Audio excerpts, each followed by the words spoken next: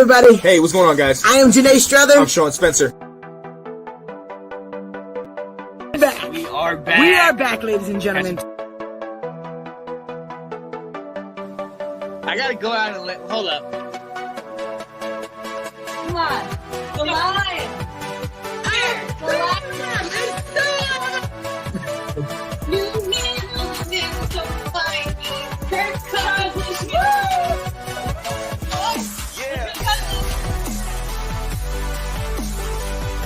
All right. I am Janae Strother. I am Sean Spencer. And this is Let's Talk Football. Me and you, your mama and your cousin too, on Zagnif 1 Radio.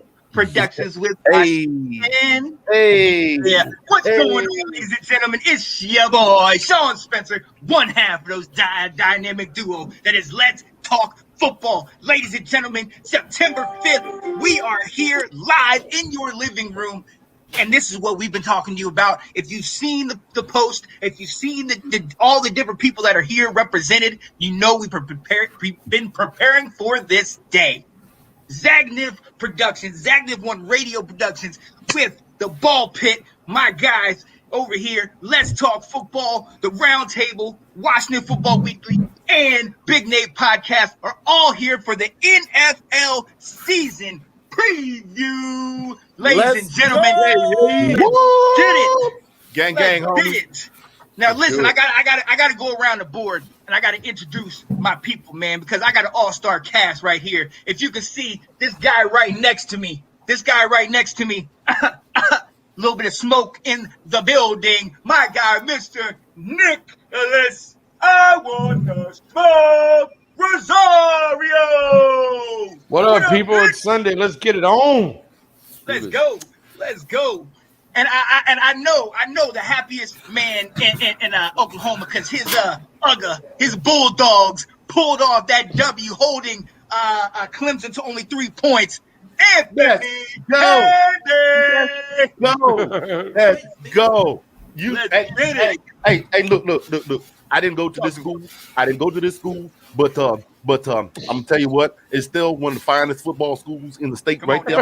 And they showed up, and they gave Dabo Swinney and them boys the DJ ukulele. They gave them the DJ ukulele. They gave us the hot L. They gave us the hot L's right on it. We gave them some lowercase L's too, just right on the plate. For those of them that didn't wear mouthpieces. Yes, sir. And right under him, his tag team partner from the BallPit, the limousine riding, jet flying, son of a gun. Uh-oh. Woo! Fred Durst, the chocolate starfish. Dave Ball! What up, Dave? Just like him, I age like fine hot dog water. There we go. Yes, sir. You ever drink hot dog water? Jeez. And ladies, you see who's next to him. The man that does not need to wear a shirt. The man that the ladies ask about, the shirtless wonder. Ab, what up, Ab? What's going on, everybody? I'm ready to argue. Let's go.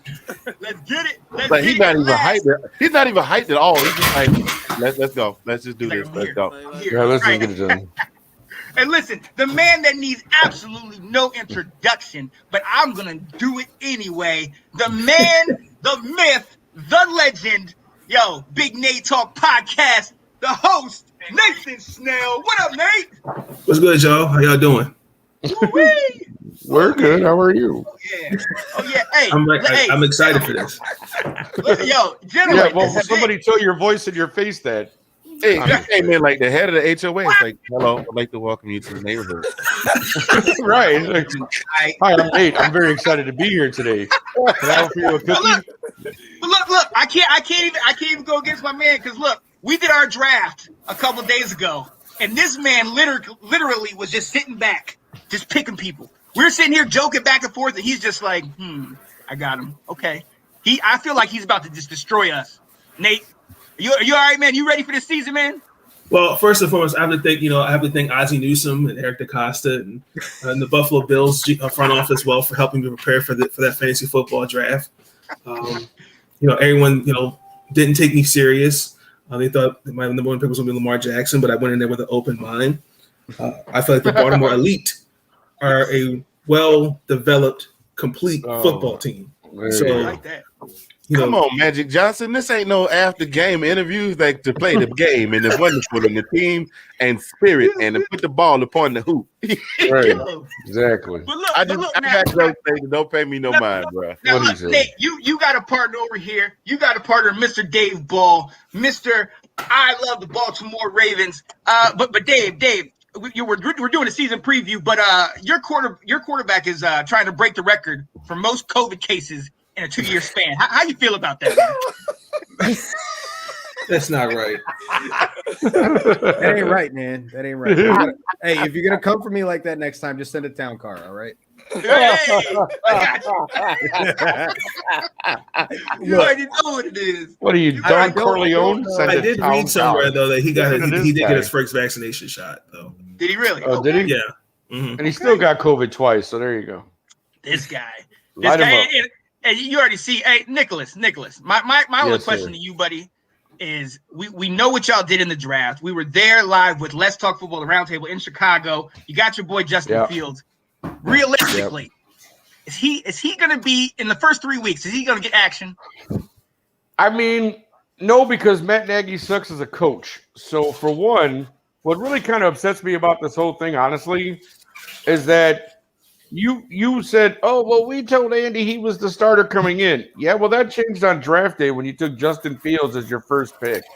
Like, whatever. You know, they're going to start Andy Dalton. We got the Rams in week 1. We're probably going to get killed by Aaron Donald and the boys because Dalton will probably get sacked 6 times and run for his life because he doesn't move. So, I mean, I say by week 4, we play the Lions in week 4. Yeah. So my guess is we'll probably be 1-2 at that point. They'll look at the situation and go, yeah, I think it's time. You put him in against the Lions, let him get a little confidence. And I think Justin Fields takes over confidence week against 4. the worst team in the NFL. Okay. Exactly. Boy, what better way to build your confidence than to go light up the Lions? Come on, bro. But look. I'm just saying, the kid's a rookie. Give him a break. I have to say the last, but most certainly not least, for the best. My guy, if you see the cup I have in my hand, What's that, Wawa? it's that W. It's that W. What? Don't Is that start Wawa? with the preseason Stand for Hall of Famer. Wawa? Is that Wawa?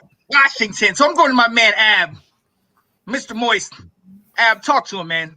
What we about to do in this year? What we about to do this year, man? First, we gotta drop that thing, man. I said it one damn time. Like, how's that following me still? It all follows. Mr. Moist. Nah, we literally gonna put in this work, man. And I have a funny feeling about this season. We're going to mess everybody's prediction board up. Like I'm not even talking about just winning the division. Be the first time in our division since 2003, I believe. So honestly, we're going to win the division and honestly hurt some people in the playoffs. Oh, I love hearing that. I absolutely love hearing that. Well, look, So hey, the 2003 Redskins? I'm sorry? To the 2003 Washington Redskins? No, 2003. No, we're going to go back to backs in the first time in our division since. Since 03. Oh, okay. I think it was Philadelphia Eagles that did it. So, but in our division, there's never been a back-to-back winner since over 15 years ago. That's crazy. Why your hamburger so moist? What you say? I'm sorry. I didn't even mean to do that. I put something down and messed around and hit the sound effects. My bad, fellas. Here we go.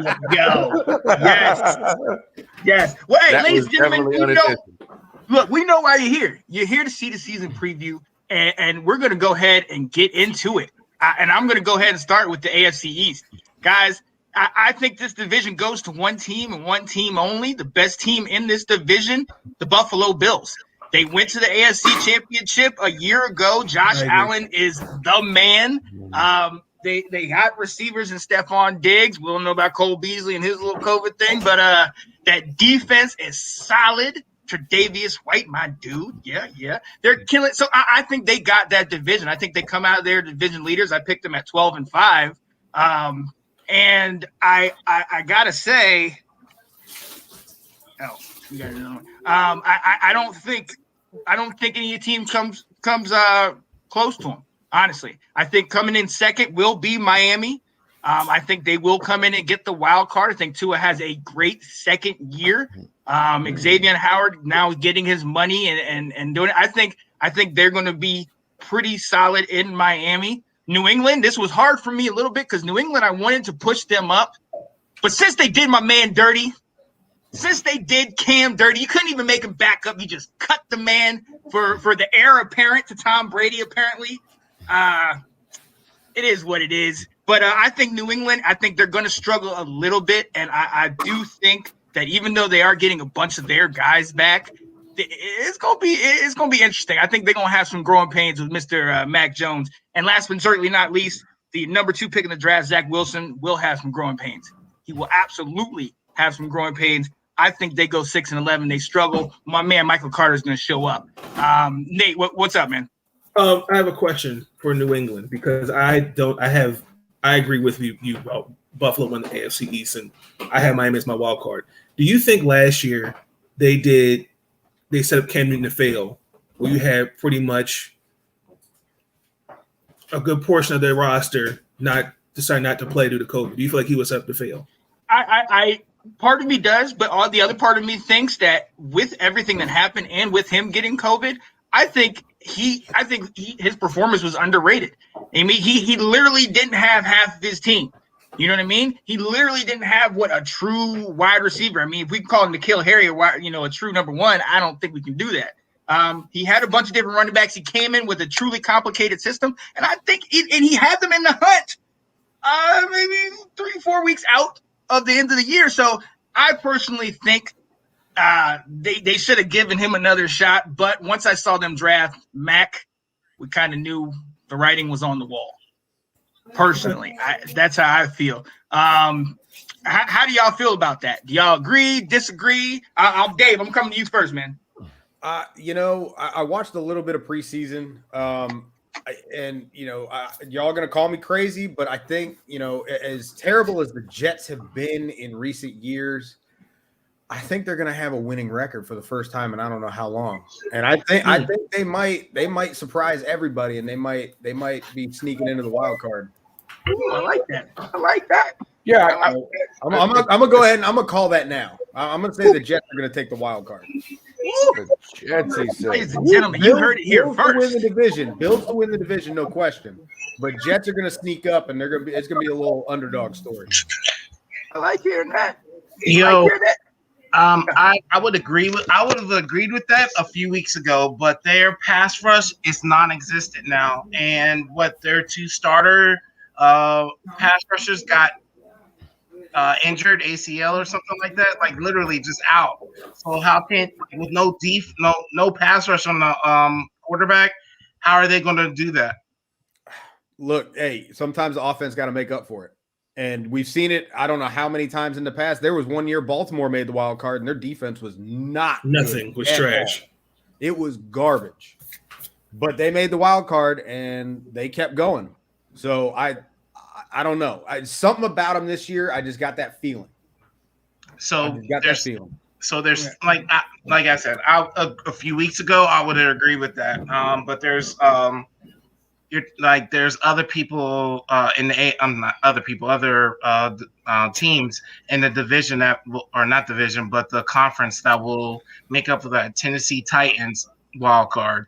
And then you got to think about what is it. I think the Raiders might even have a chance in that division. We're not even talking about the Chargers, guys. Like, you know what I'm saying? I'll even look inside the same division and say a team will make it before them, the Miami Dolphins. So, I mean, the Miami Dolphins, okay defense. And Miami Dolphins, okay, offense. So I would say they have a more of a balance to even make it. I just think without the pass rush in the Jets, I don't think it's going to happen. We have to take into effect the Jets will have a extremely light schedule. They'll play the Panthers. Broncos, we don't know what they're going to be this coming year. Anthony Handy's Falcons, they got to play. The Bengals, who we're hopefully expecting big things, but we don't know. That Colts team, we don't know if Wentz is going to start for them. They got the Texans who are dumpster fire, the Eagles, so the Jacksonville Jaguars. A lot of these, there's a lot of question marks. Anthony, yes, I'm coming to you. There's a lot of question marks. Dumpster fire too. You can add the Falcons in the dumpster fire too. I'm just saying, right out back behind the Home Depot. That must have hurt, bro. Like, ouch, man. Nah, he's accepted it. He's accepted it. Ouch. You can add the Atlanta Falcons to that. Ow. Yeah, it hurts. It hurts, but it's like, you know what? Just at this point, you just got to go along to get along. It's something you just have to accept as a Falcons fan. That they're going to take you all the way to the altar. They're gonna be at the altar standing there waiting on you, only to leave you standing at the altar to go marry Dwayne Wayne. You know what I'm saying? So that's just how that goes. Wayne with the flip up glasses. That's right. Flip up. It's a different world than where you come from. Yes, so Nick, how you feel about this, Nick? Well, honestly, I'm gonna go. And I'm ready for the flack, but let's do this. I actually think New England's going to surprise everyone this year. And my thing is, yes, Buffalo will still win the division, no question. But I think when you get more than half your defense back after sitting out for COVID, your offensive line is, but again, you got the rookie quarterback. You made your decision. You're going with Mac Jones. Yes, you did get some weapons. I mean, obviously they're going to be heavy running, and some light pass, given that you got Jonnu Smith and Hunter Henry blocking there. And, catching short, intermediate 5-10 passes, which is exactly where Mac Jones can excel in this offense. This is the perfect offense for him.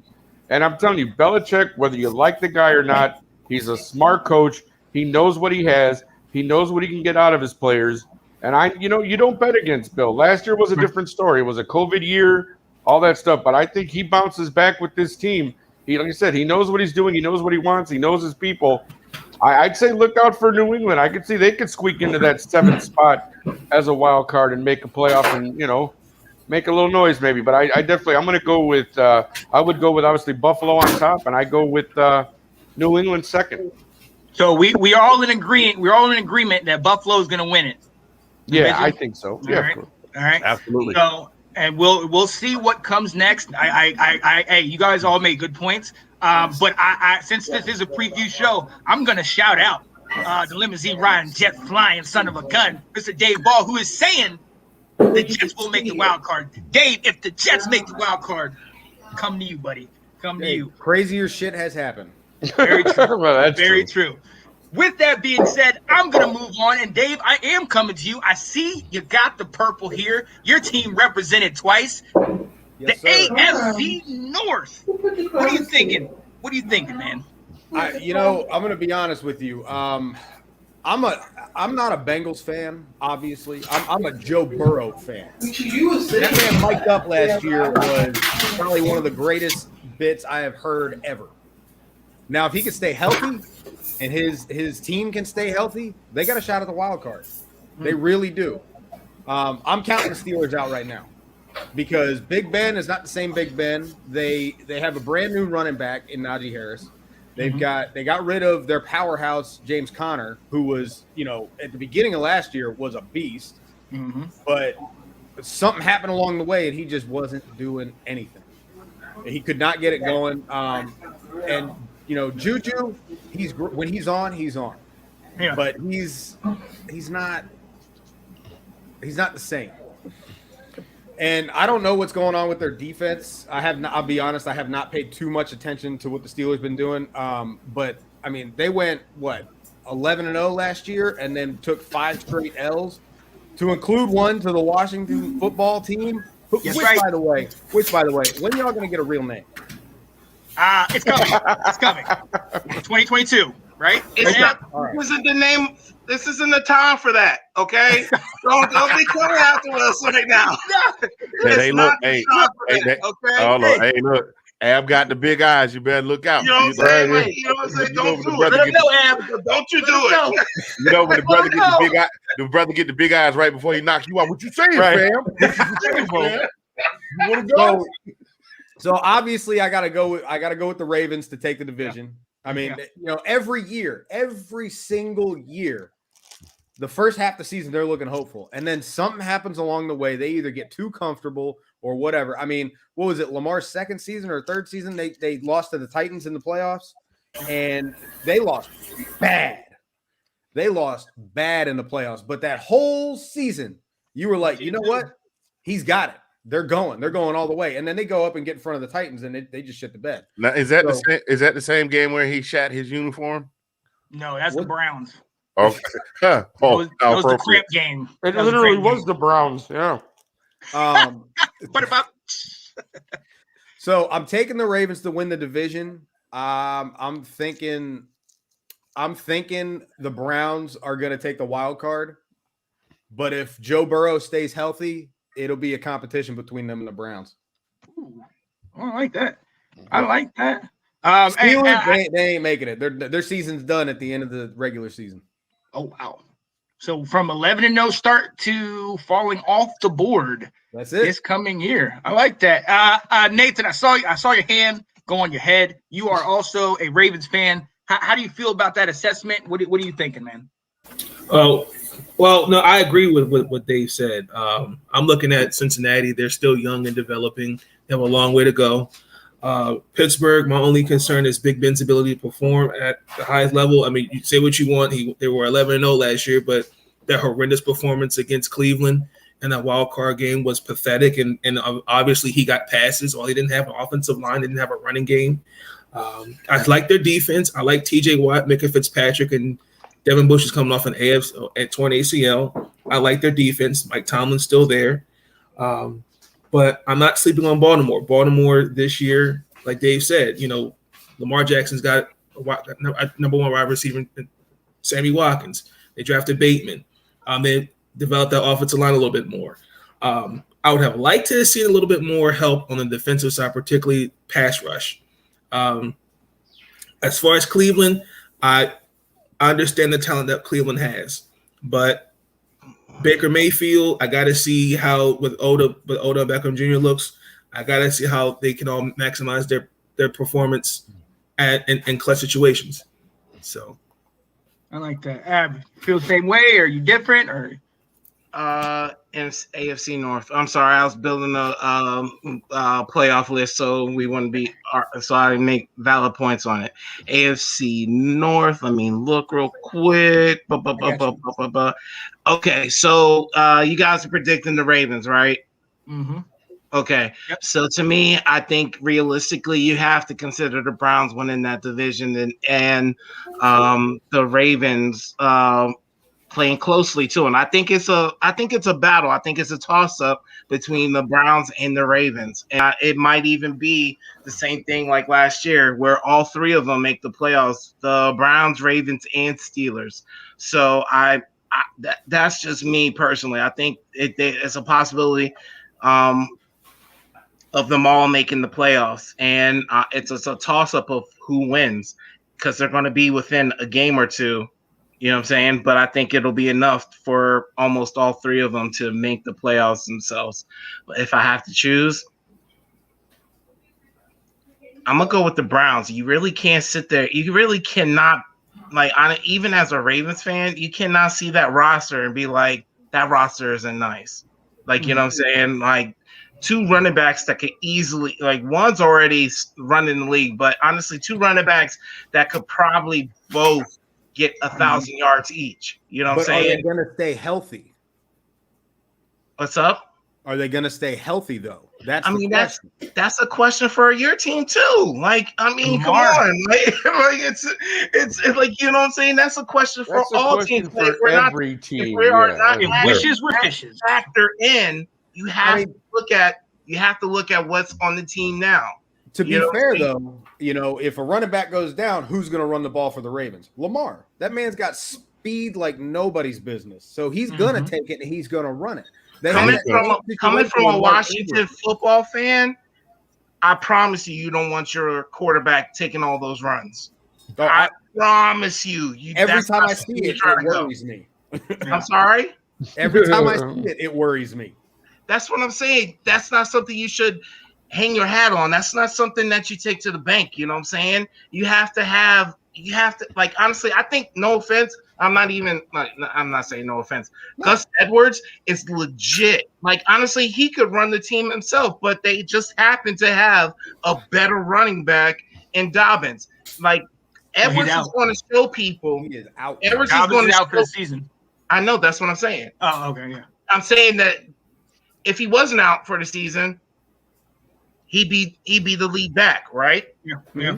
Right. So, but I'm saying you just happen to have Edwards, and Edwards is a good backup. And honestly, he's going to show out to be probably a top 15, top 20 running back this year. Why? Because your team is so focused on running anyway.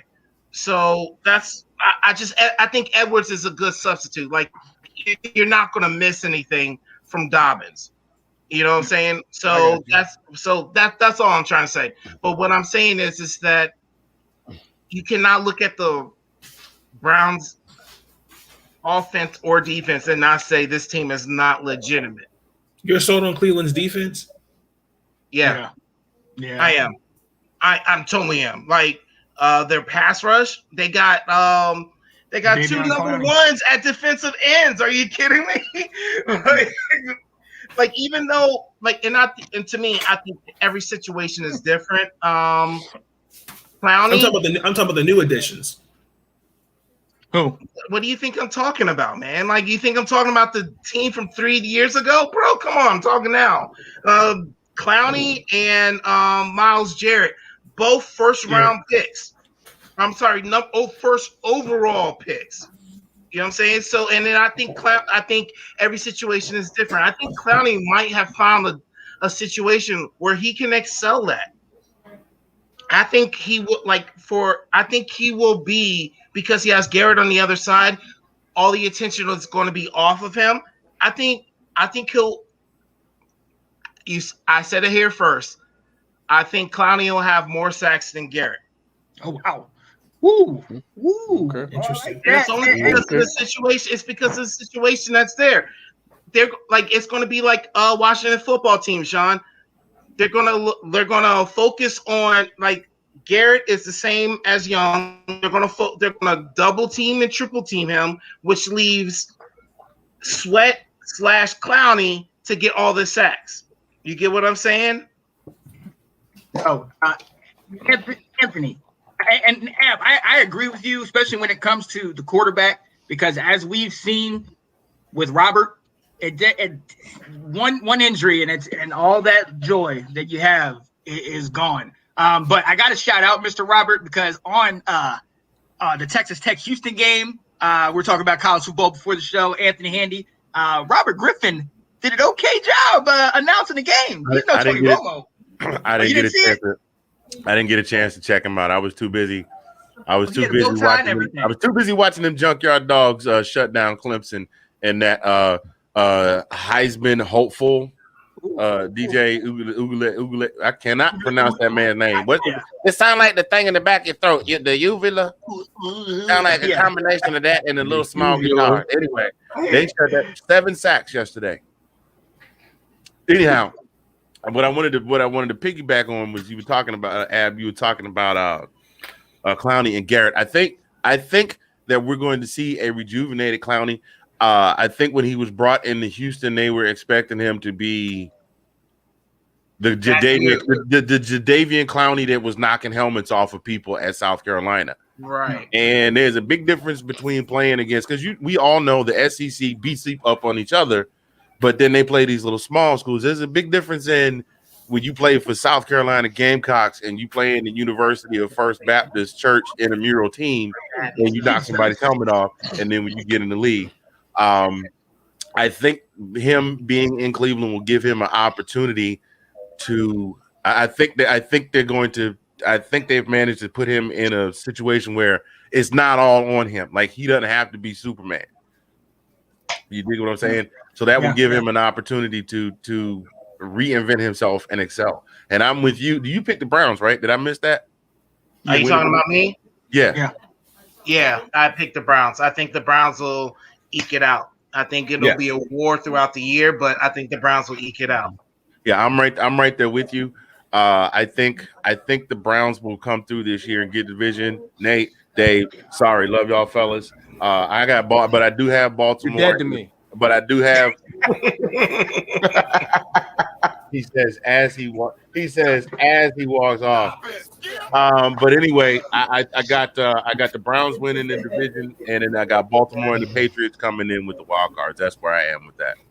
Baltimore and Bank and who and oh, okay, I see what you're saying. Nick, what you got, man? Yes, sir. Decide and vote. I got two Ravens.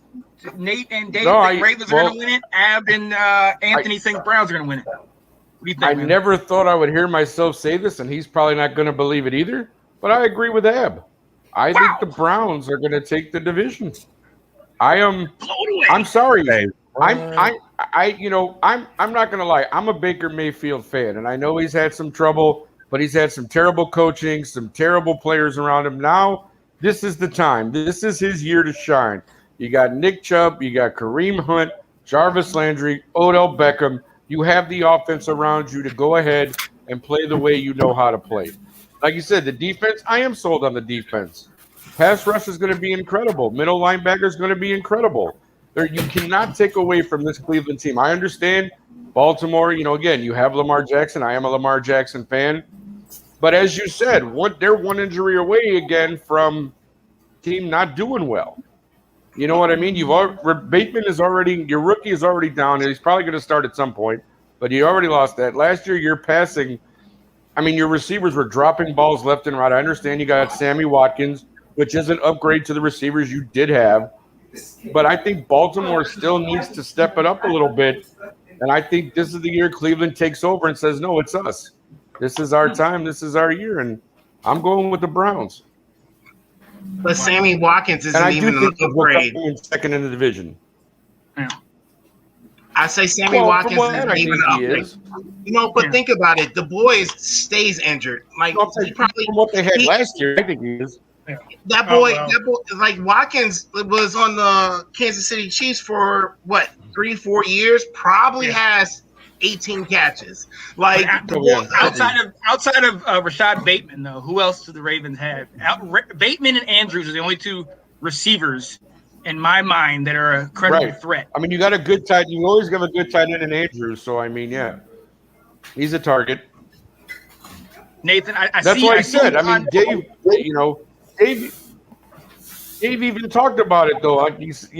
When he was talking about how Lamar could end up being the number one runner. That's a scary thought. It really is because, again, Lamar cannot do it all by himself. I think they've proven that. He needs weapons around him. Background. I don't know. Somebody's background is getting foggy. But Lamar Jackson needs help, guys, and that's just the bottom line. So everybody's got to come through for him this year because he cannot do it himself, and that's the reason I'm taking the Browns instead of the Ravens. Honestly, and this is going to be also a shock for and y'all. that's all I got to say about that. I'm going to go with Baltimore. Be honest with you, but the one thing that really is gonna make me question that is your defense. Nathan, you and I have talked about it that you guys really did not address a lot of your defensive issues. That pass rush is something that I really think it's gonna rear its ugly head. And honestly, with Lamar, they're going to put 10 in the box. They're going to put 9 in the box. They're going to definitely stack it. And I think Lamar is that type of player where he can make one or two guys miss and then book it 80 yards. I can see that happening. But and we've joked about this before, and it's not a funny thing. Lamar, I know you said he maybe just got his first COVID shot, but look, you're the leader of the team, and a team that is probably potentially a top 3, behind the Buffalo and the Chiefs. That's something you need to have been done. He needs to have that stuff in the past. You've been to the playoffs 2 years in a row. You need to have that stuff done, so we need to be going all the way to the championship. That's me. But that, as long as you have a Lamar, that's just what it is. Can I add a point real quick? No. So we already so just to jump on your point. Lamar is basically the shot situation. So basically this guy he just took his first shot. Is that what you're saying? Is that you said true. That? Okay. I didn't see that yet, but before we just started the show, Zach Martin is out on COVID-19, the COVID-19 list. Right before his game, before he goes against the defending Super Bowl champions. What if that was the quarterback? You know what I'm saying? You put your whole I think we all can agree if Lamar is out of the game, then the Baltimore Ravens is severely affected. And honestly, I don't think even we're picking them for the playoffs. I think we all can agree on that. 100%. Okay. 100% truth. All right. Yeah, So I mean, yeah, let's not forget that there was a point last year where when Lamar was out and they were struggling, where we were kind of like, are they going to make it? You know what I mean? There is such a significant difference without Lamar as opposed to with Lamar. So exactly, he's the X factor. I think everybody can agree he is the absolute X factor on that team. He's got help. I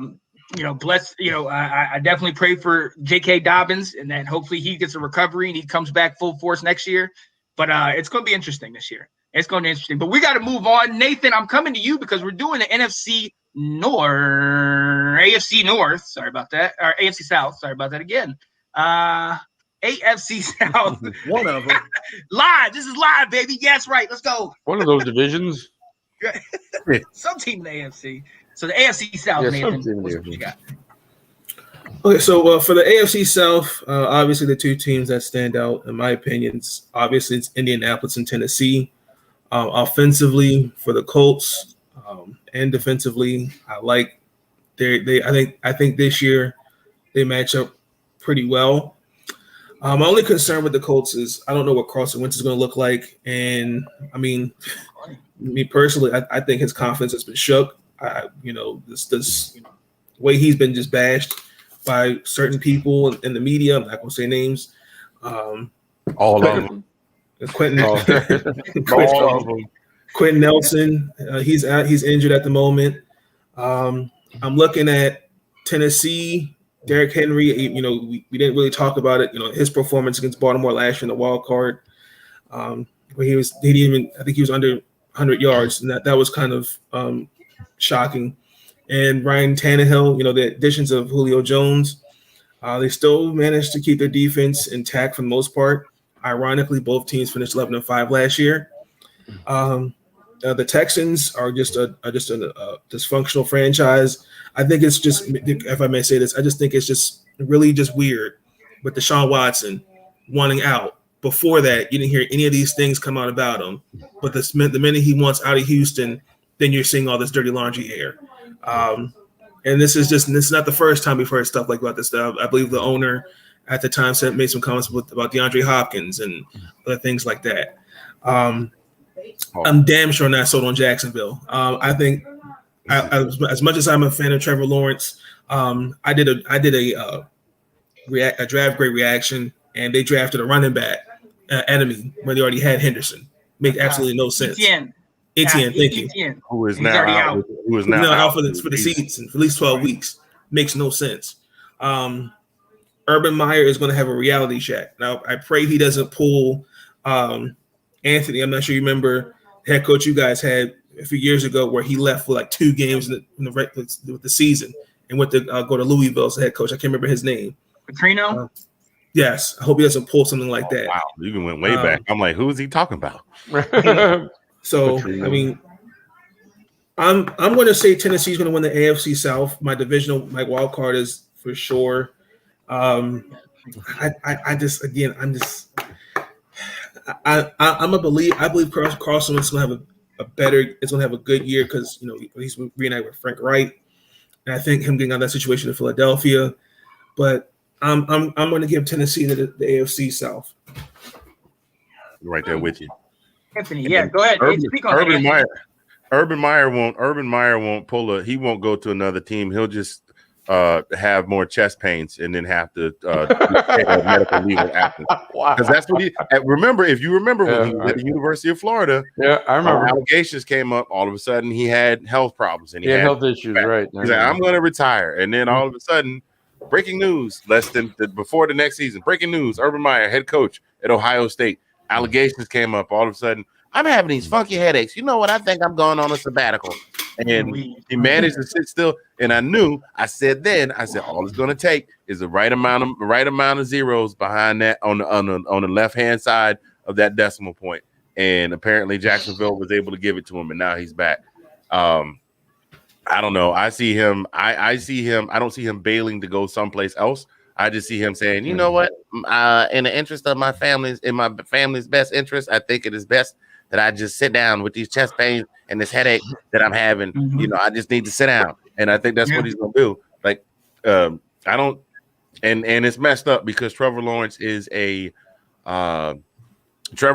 definitely an NFL ready quarterback, but he got that first number one overall pick to the worst team in the league for the last several years. So that's what's gonna happen. Yeah. And also, experiment. They have no. That's how it goes. That's one of the drawbacks to the draft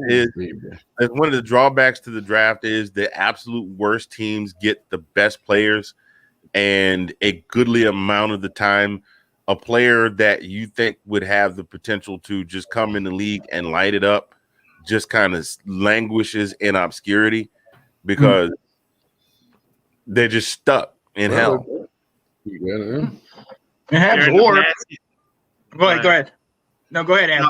I was just going to add, it's just because they're in a bad situation and literally they expect that player to be the cure for everything. And like, this is the same argument that I have all the time. Like, how are you, like, we always base win-loss records on the quarterback. And this is like, the defense can be just straight shit. And then all of a sudden that goes against the quarterback. And it's not fair. It's just not fair that's what we're doing. Like, that's what people judge a player on. Like, he has to, like, if he's drafted high in the first round, then all of a sudden he's the cure all. Like, you know what I'm saying? Like, to fix that that team, and that's not right. You know what I'm saying? It depends on the front office. It depends on the GM. It depends on the head coach and how they handle these players, how they put the players in the right spot in order to excel. And sometimes it's that those coaches, those front office people aren't, like, it happened to Ryan Tannehill. Like, you know what I'm saying? Ryan Tannehill was in a garbage situation, and all of a sudden he goes to a right situation, and now he's one of the top quarterbacks in the league. I mean, perfect example with your squad right there, the Washington football team, when they were still called the Redskins, with all of those draft picks they gave away to pick up RG3, and instead of trying to shore up around him or to make him less, to try to make him sit still, they were like, nah, man, you can run. Go run. You free. You can run. Go be free. And then when he tore his knee up, instead of saying, you need to sit, you know, Danny Boy was like, nah, we need to get him back out there. That's our marquee guy. And he was never the same after that. They didn't protect him at all. Like, you know what I'm saying? Like, and as a player, we're gonna, like, as a player, you want to go out there, you want to play, regardless if you feel good or not. You want to be on the field. And honestly, there needed to be someone that's older than him, that has more time in the league than him, to just be like, nah, you need to sit your ass down. Like, you know what I'm saying? Like, and there was no one there to do that. Yeah. So Nathan, you had Tennessee, Indianapolis, Houston, and Jacksonville, right? In that order? Yes.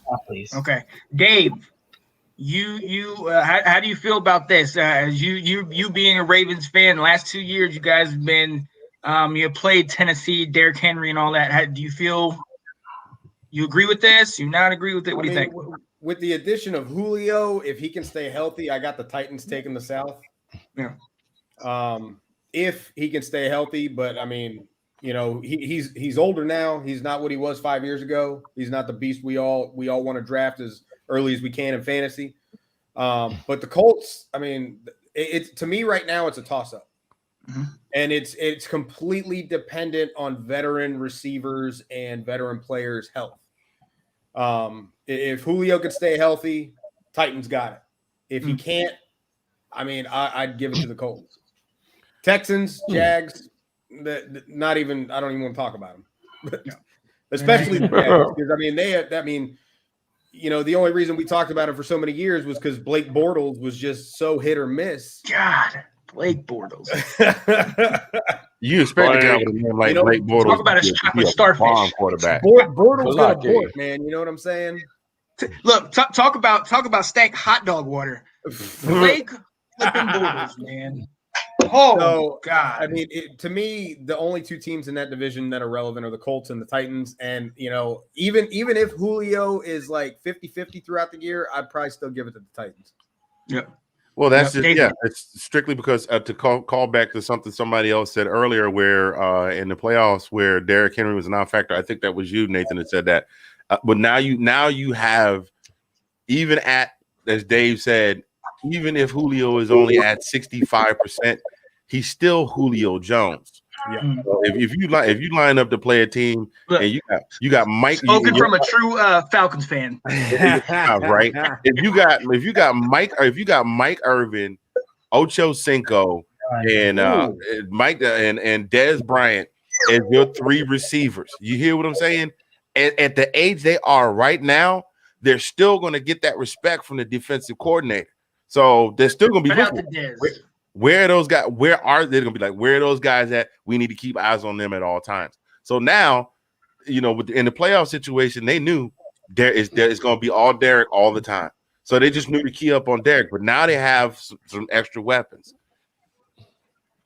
Yeah, I agree. And I think it's going to be much like, and Nick, I'm coming to you. I think it's going to be much like with the Titans. Derrick Henry, kind of like with the Ravens as that running game. They're going to put all those in the box. The difference is with the Titans, you have the Julio, you have A.J. Brown, you have these guys. Now, people, let's not forget, they lost Jonnu Smith, right? That tight end that was doing it. So, he's with Belichick. Right. So, we don't know how that's going to go, but by default, the Titans I believe are going to win this. And Nick, the reason why I'm saying this is because Carson, we know his issues. The backup isn't Jacoby Brissett. He left. Right. Backup is Jacob Eason. Oh, we might get a chance to finally see him play? Well, yes, you might. Actually confirmed. Frank Wright confirmed Sunday Jacob Eason will begin 2021 as a team's backup QB. Well, see, this is okay. Sorry, go ahead. Finish that. Go ahead. Go. Yeah, you're good. Go. No, because that was going to play into my answer, because initially when I was looking at both teams, yes, we all know that Tennessee, Julio Jones, AJ Brown, Derrick Henry, not a bad big three with Ryan Tannehill slinging the ball, right? Mm-hmm. But initially, when you looked at what the Colts say, you got Jay Taylor in the backfield, you got Michael Pittman, who I think will have a great second year as a Colts receiver, and then T.Y. Hilton goes down, so he's out for the first 3 games of the year. Michael Pittman becomes your number 1 receiver. So as of right now, if you had to ask me who am I taking, I'm going to say Tennessee. I wanted to lean towards Indianapolis, but again, things being what they are, and we're doing this right now, I'm going to go ahead and go with Tennessee as the winner. Indianapolis, if they can get their act together, can actually have a pretty good year, I think, and actually put some points on the board. And again, you hope the defense holds up and holds the other team to less points. But it's just it is hard to look at Tennessee and not go, man, look at the not bad. The defense is another year older, but another year better. You hope, you know what I mean? And like I said, when you add Julio Jones, as you said, a 70% Julio Jones, even if he's a decoy and A.J. Brown goes off for whatever, or Derrick Henry runs for another 2,000 yards, I mean, you've got the offense there in Tennessee to handle everybody in that division. So, honestly, they should probably go either 5-1, 6-0 in their division easily. And so I think we're all in agreement that there's nobody touching them unless somebody comes and shocks the world out of the South. I mean, they'd have to really shock the world, though. Like Trevor Lawrence would really have to shock the world, I think, for for anybody to be shocked if it's anybody other than Tennessee. Yeah, I agree.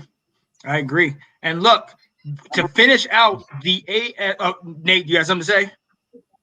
Are you good? Okay. To finish out the AFC West, I'm going to give my quick synopsis, and I'm going to come right to you, Ab. Kansas City, and then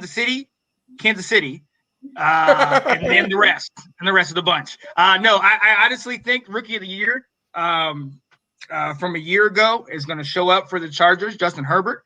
I think he's going to dominate, and shout out to Nate, who picked him up on his fantasy team. I think the Chargers, they have their boy Derwin James back safety. I honestly think the Chargers are going to do some things, maybe even shock the Chiefs for a game or two. I'm having faith in my guy Teddy. Ab, I know you're going to disagree with me because I know you're talking about you like the Raiders, but I have faith in my guy Teddy Bridgewater and that deep receiving staff of the Broncos. And then I think the Raiders are going to fall at the very, very, very end. But Ab, and then we're going to kind of go around the board and bring it right back around top. Ab, what do you think about the AFC West? So to me, I'm gonna just jump on to where you said the Denver, where you were at Denver. I don't see what the hype is about them. Like I really don't. I really don't see their Von Miller's old, coming off an injury.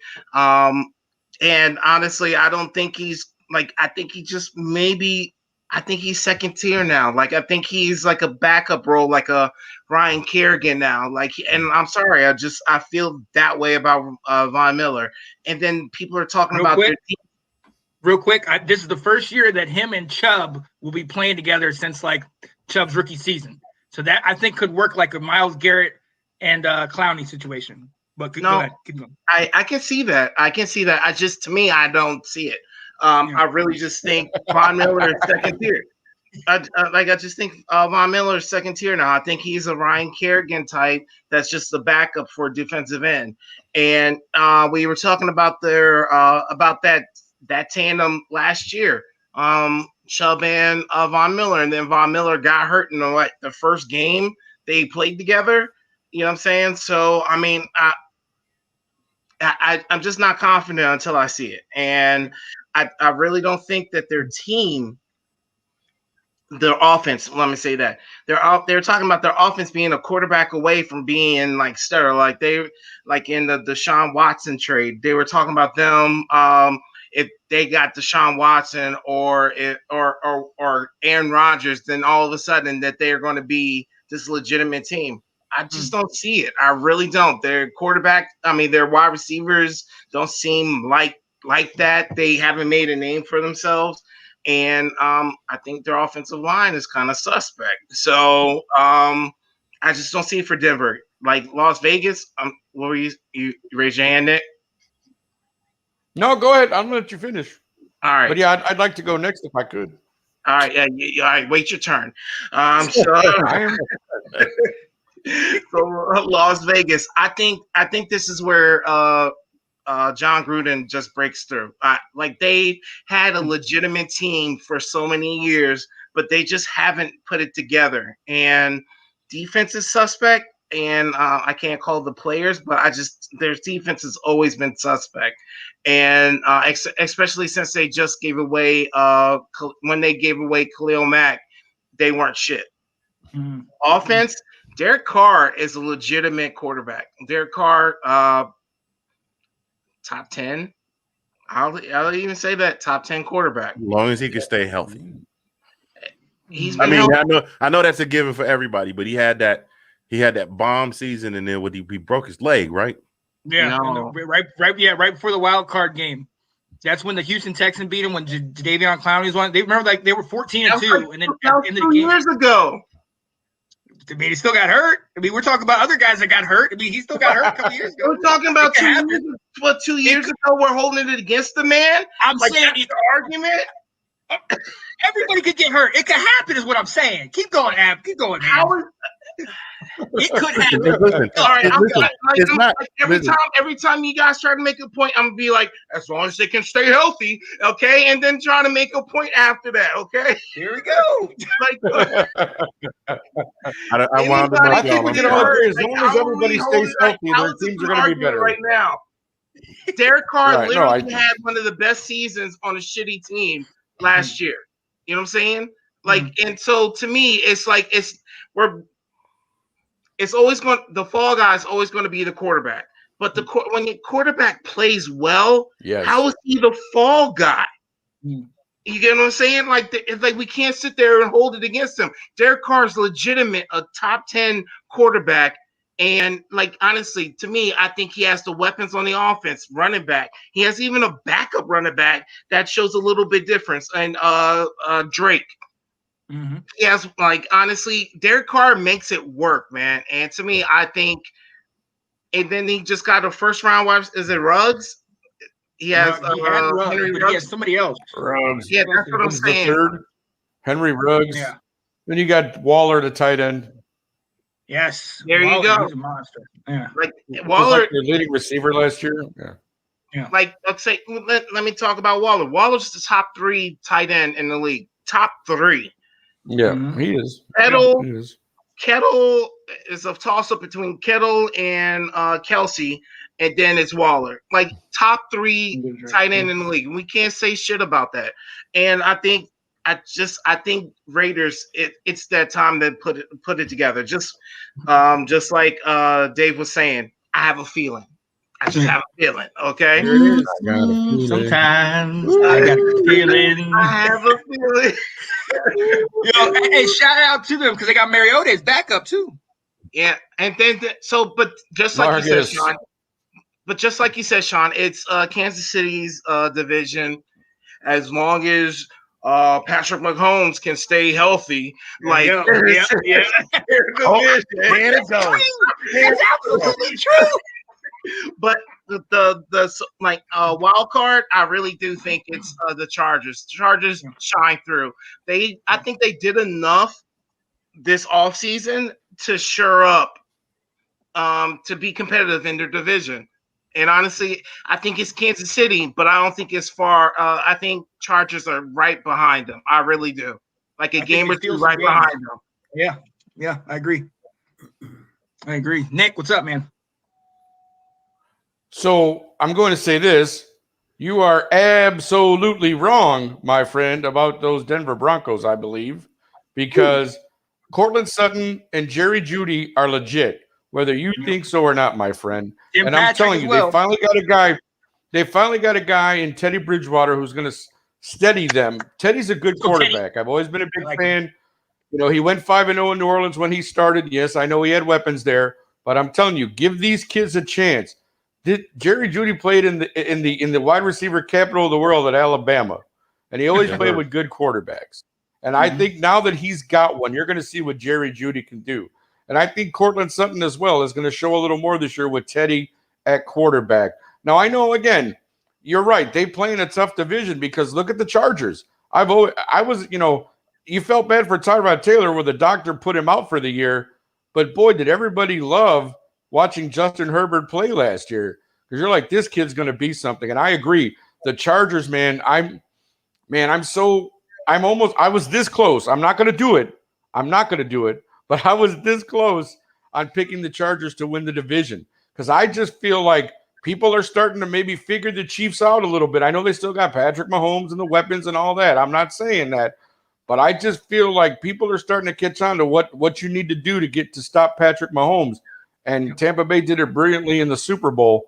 I know he didn't have much of an offensive line, and they improved it a little bit, but I'm just saying I'm right there with you. Obviously, I think the Chiefs do win the division, but I'm looking for the Chargers to make to be a serious threat to them.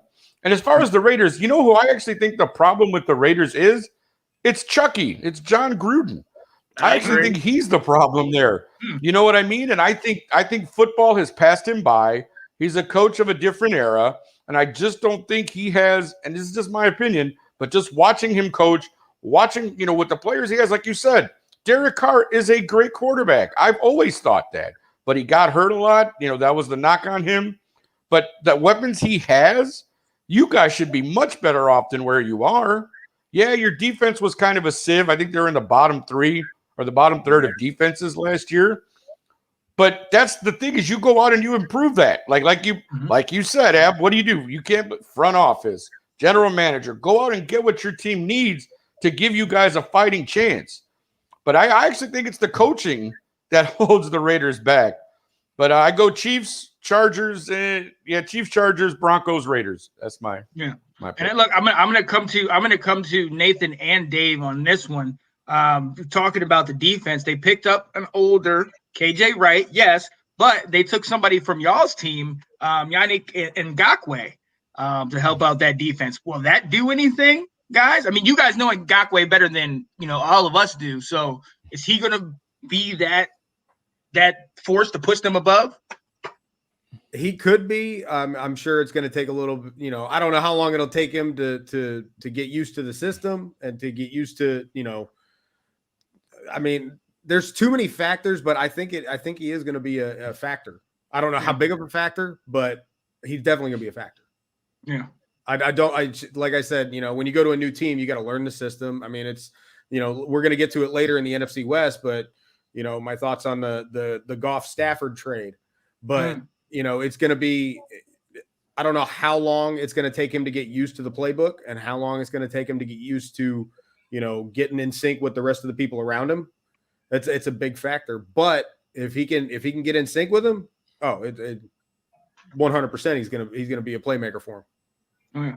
Oh yeah. Nathan, you agree or? I mean, I think the biggest thing for me, I agree with what everyone said. I think with Oakland, they just got to just defend and finish. I mean, let's defend Oakland here a little bit. I mean, they were 6-3 before they dropped. Real quick, I got to tell ladies and gentlemen, he's calling them Oakland because he refuses to call these guys Las Vegas. I just want you guys to know that because I don't want you to be commenting saying they're not in Oakland anymore. But this man, he's refused to call them Las Vegas. I had to let him know because they didn't know, Nate. Go ahead, Nate. They did beat Kansas City in Week 5, and they started off 6-2 before they dropped the last 5 of their last 7. And Derek Carr did statistically have a good year.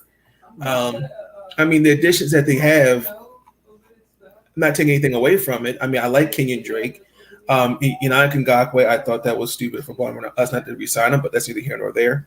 I don't know why Baltimore let go. I don't know, but not Baltimore. Oakland let go of John Brown. I think he's a great little slot wide receiver. But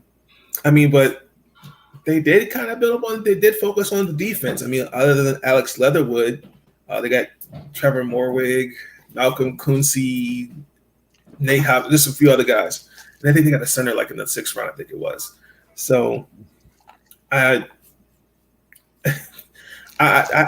think Oakland will. I think, like Abs said it earlier, Oakland's just got to just go out there and just finish games.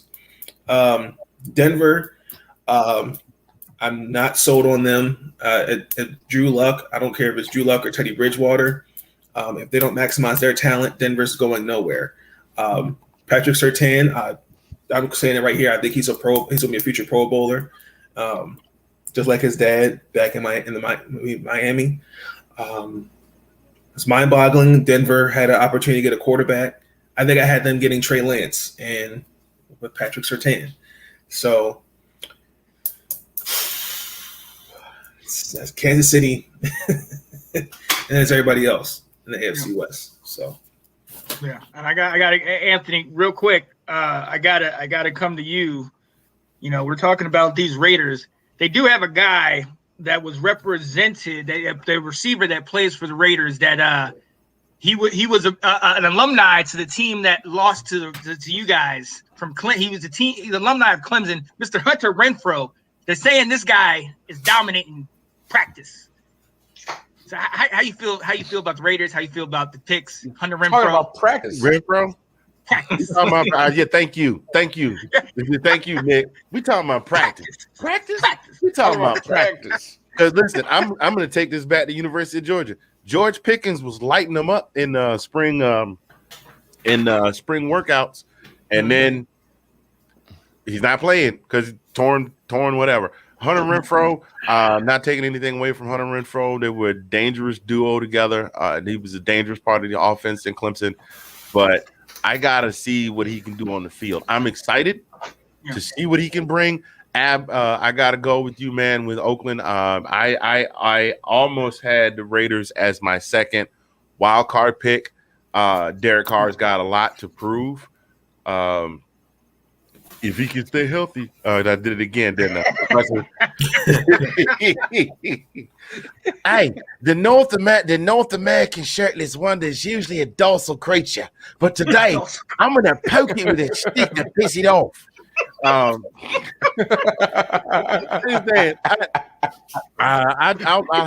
have to wait and see. I mean, I'm kind of excited. I kind of want to see Derek Carr come through because even though I'm not a Raiders fan, I mean, who among us didn't grow up? Who among us didn't grow up when the Black and Silver were like one of the most dominant teams in the AFC? It was basically the Raiders and the Steelers, and then every now and again somebody else would sneak in. Raiders, just win, baby. So I'm kind of excited for Derek. I want to see the Raiders do well. And I think they could potentially do that, but I'm going to stick with my initial pick of my initial wild cards of Baltimore and the Patriots. The Chiefs, that one's a no-brainer for me. I don't know enough about the Chargers. I got to be honest. This is how much attention I paid to the Chargers. I followed the Chargers. I know about Junior Seau.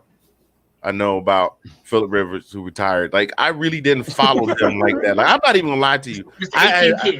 That's just one of those teams that just has flown under my radar all my life. But so we'll see. We'll see. Now, as far as the Broncos, Bridgewater, I'm happy to see him get this shot because he always was the bridesmaid and never the bride when it comes to NFL quarterback. So I'm happy to see him get his shot. And I've said this before, and I think I said it with you guys on another show that I sat in on. Drew Lock is a baller. Like, I watched Drew Lock play every Saturday for the 3-4 years before he came in the league. Drew Lock is a straight up baller. He played at Mizzou, and Mizzou was pretty much the maybe fourth best team in the Western Division of the SEC. But that boy was a baller. That boy, if he had played at Alabama, would have at least 2 national championships on his belt. That's how much of a baller he is. He's a very good quarterback that played like we talk about Trevor Lawrence going to the Jags, a very good quarterback that found himself in a system that did not allow him to be great. So there you have that. I'm with everybody else. Chiefs. I'm gonna change it up a little bit. I'm gonna say Chiefs, Raiders, Broncos, Chargers. What? Ooh. It's a bold strategy. I'm going with Chiefs, Raiders. So you're Broncos, saying you're saying Raiders are getting the wild card then? What's that? Are you saying the Raiders are getting the wild card? No, I'm just saying they're gonna come in second in the division. Are they gonna get the wild card or no? No, I got my wild card as Baltimore and the Patriots. I said that 30 minutes ago. Keep up, man. Keep up. You did. Hey, you need to keep up too, bro. There's three wild cards. I'm saying 2. 3 wild cards? There's 3 wild cards, so you then I'm gonna put the Raiders in the wild card too. Then shut up. All up in my Kool-Aid don't know the flavor. Break them down again.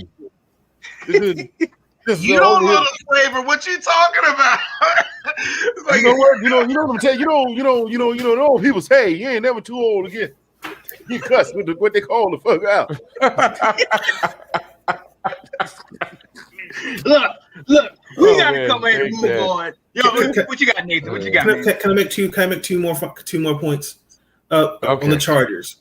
I like I'm a fan of Brandon Stanley. Very defensive minded, and I think he and Sean McVay could be very key. I need to see what that offensive line can do. They got my man's from Green Bay, which was stupid of them not to resign. That's gonna hurt. They got Rashawn Slater from Northwestern, my friend. That's okay. But I'm just saying, Corey Lindsey is a Pro Bowl center. Corey Lindsey is a Pro Bowl center. But my second point is, I want to point something that Ab said earlier about quarterbacks always get scapegoated. I want to point out that John Elway in Denver was the GM for 10 years. How many quarterbacks? Just like I said, how many looks does it get to this? Do you get to the center of a Tootsie Pop until you get the number that quarterback? So so John Elway. John didn't do Elway's his another job. subject for another day. I'm just saying. I just wanted to point that out. Yeah, Yeah, he is no, I definitely know. This another is subject. Yeah, This is John like- Elway's his own little special now, Ab, thing. I'm coming to you for the NFC East, but if you would like to respond, the floor is yours. I don't need to respond. There you go. My point, like the quarterback always gets blamed, but you're talking about like John Elway. John Elway, Hall of Famer. Like honestly, they're not going to shit on him. It'll always be the quarterback. Like, you know what I'm saying? So what am I responding to? Like, you're not really saying anything. Like John Elway is one of, like, honestly, very few people are untouchable in the league. John Elway is one of them. Untouchable in the front office. Okay. Is he not? Did he? Well, yeah, I mean, think obviously about he it. didn't- Where he is he in the didn't- front he did a office horrible at? job He's in of drafting Denver. quarterbacks. Literally. So Yeah, he is. your point is John Elway hasn't picked a good quarterback since Peyton Manning. No, He won the Super Bowl. no. No, Look at his he hasn't. quarterbacks. Even before Peyton Manning, look at his quarterbacks. Listen to what I'm saying. He hasn't picked a good quarterback since Peyton Manning. And like he probably had 10 quarterbacks since Peyton Manning. And literally what happened, he went from GM to president. So what is your point? He just got promoted and he He got didn't fired even into a Hey promotion. man, you suck at your job. You suck so bad. We gonna give you a promotion. So what do you Right. my That's how. is still valid. He is untouchable in the league. So what is the point you're trying to make, Nate? Like The what point is that he what did I failed say that he was failed wrong? as a GM. What did I That's say my that point. was wrong? You didn't say anything that was wrong, but my point is he failed as a GM. And But- his feet should be held to the fire. That's all I'm saying. I agree, he failed as a They're not GM, going but to. who gets the responsibility of it? They're not going to hold his feet to the fire, Each man. and every quarterback that he picked to run that team. So again, I didn't say anything that was wrong. There's no argument. In fact, you are just adding to what I just said. You are just doubling down on what I just said. The quarterback gets blamed.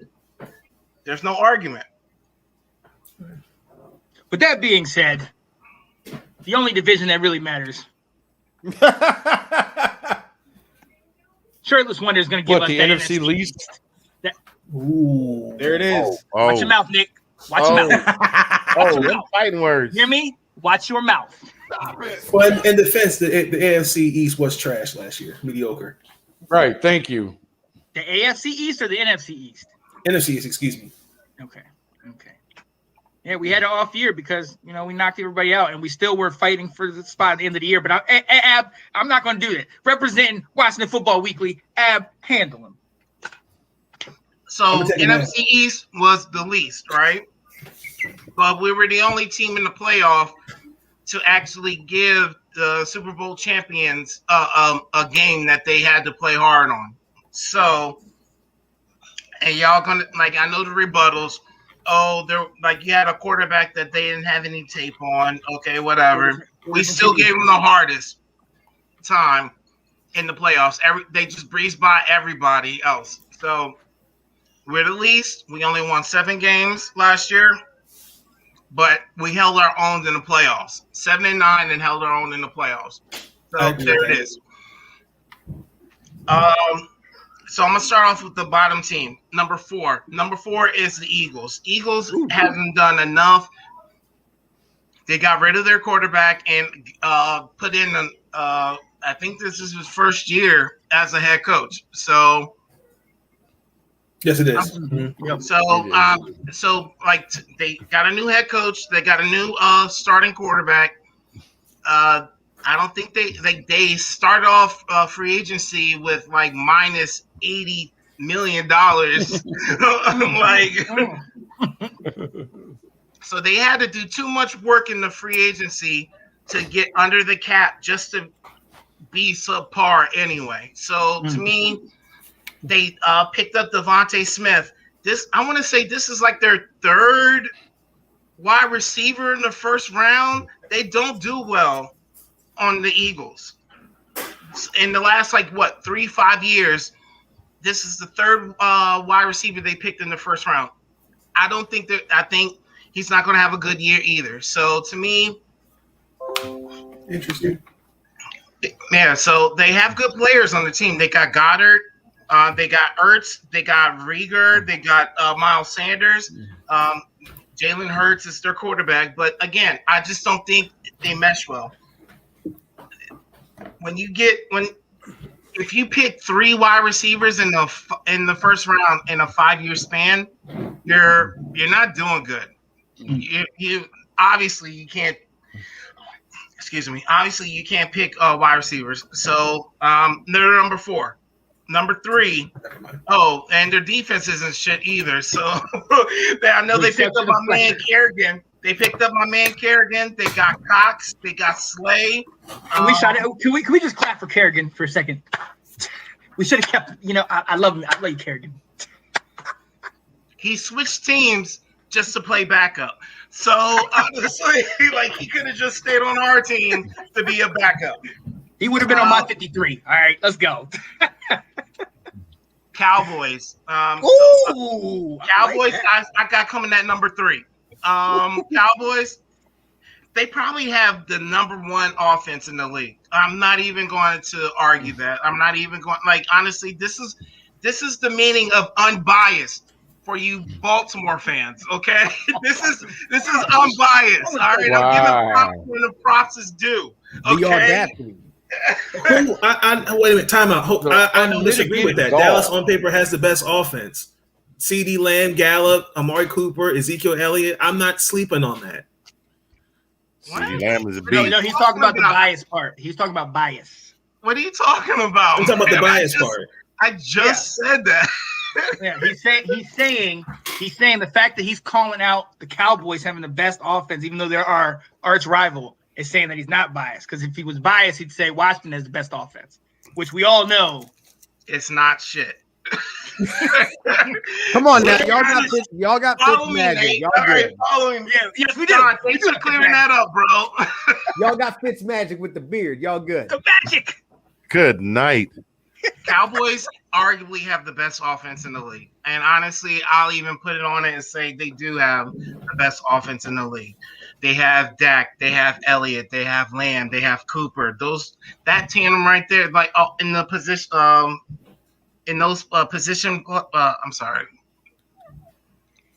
in their O-line is probably the number 1 in the league too. I think it's arguably with interchangeable with Cleveland Browns. So their offense is legit. Honestly, we can't do that. But I think the defense will lose a good half of the games for them. And so you can't expect your offense to just carry the load like that. So they're coming in at number 3 for me. Especially they just demoted Jalen Smith, their middle linebacker. They demoted him and put Canu Neal as their middle linebacker. What? Wow. Yeah. So they paid Jalen Smith all this money to play backup. Wow. And then to put Canu Neal is a safety. He's a safety from the Falcons. So I think that's a Dan Quinn thing. Maybe. Yeah, because he's from Atlanta, right? Isn't Neal from Atlanta? Yeah. That's what the favoritism. So that's kind of crazy to me. You know what I'm saying? I don't think safety and middle linebacker is interchangeable like that. I mean, I can see the similarities, but you just don't put a safety on his first year as your starting middle linebacker. Yeah. I just don't see it. All right. So the Giants, I think they're number 2 in the league, and because their defense is actually top 10. You really can't say too much about that. Honestly, they had the Washington football team on their heels. They beat us 2 times last year. So you know what I'm saying? Honestly, their offense is sufficient, especially if you get Barkley back. If he stays healthy, he's actually he's a top 5. He's a top 5 running back in the league. Okay, and even with that horrible offensive line, the dude's legit. Yeah. The Giants, I don't know what the Giants are doing. They've had, was it Kettleman? Who's their GM? Dave Gettleman. Dave Gettleman. Yeah. I don't know what he's been doing because he said that when he first got to the Giants, he said, I'm going to fix this offensive line.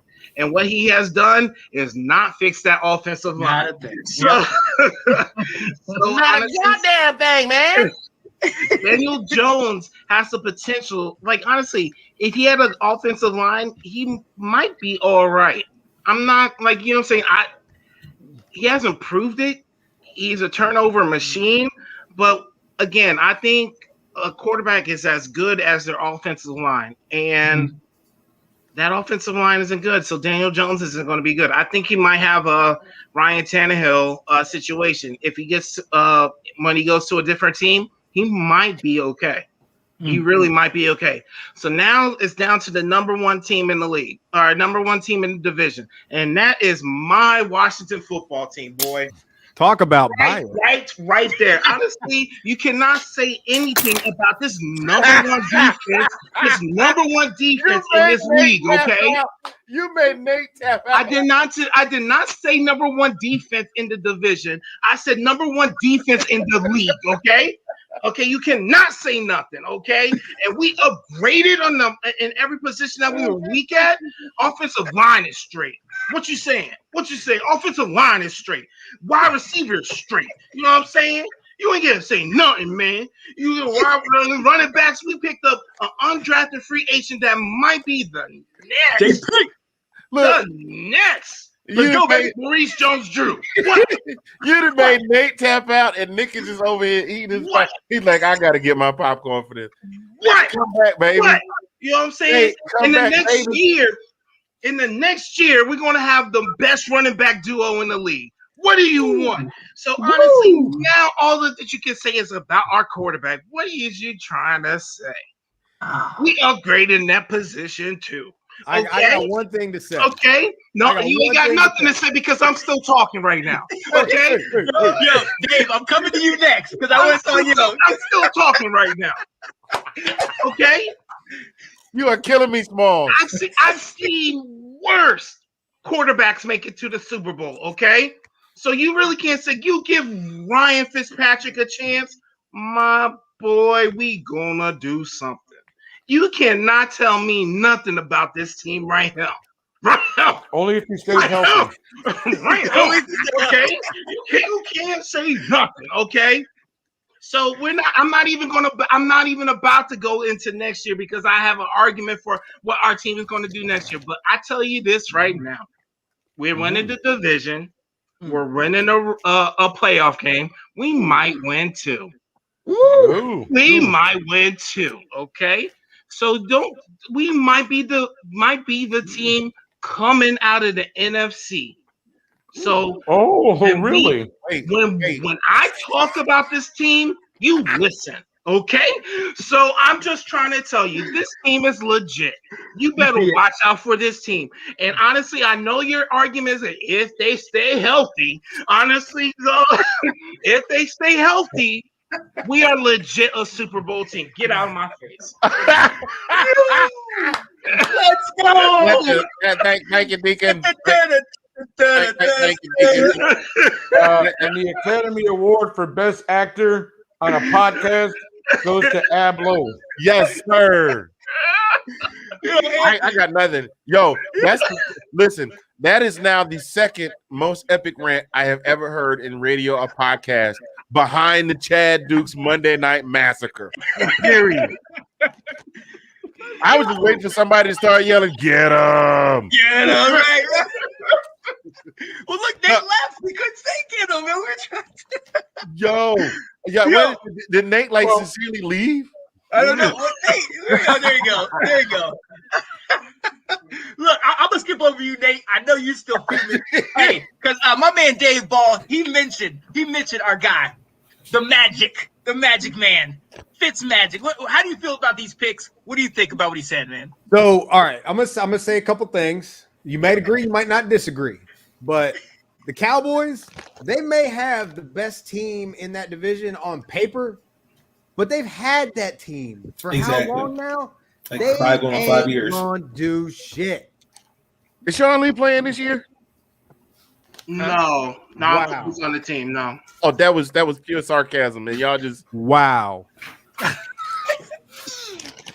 Wow.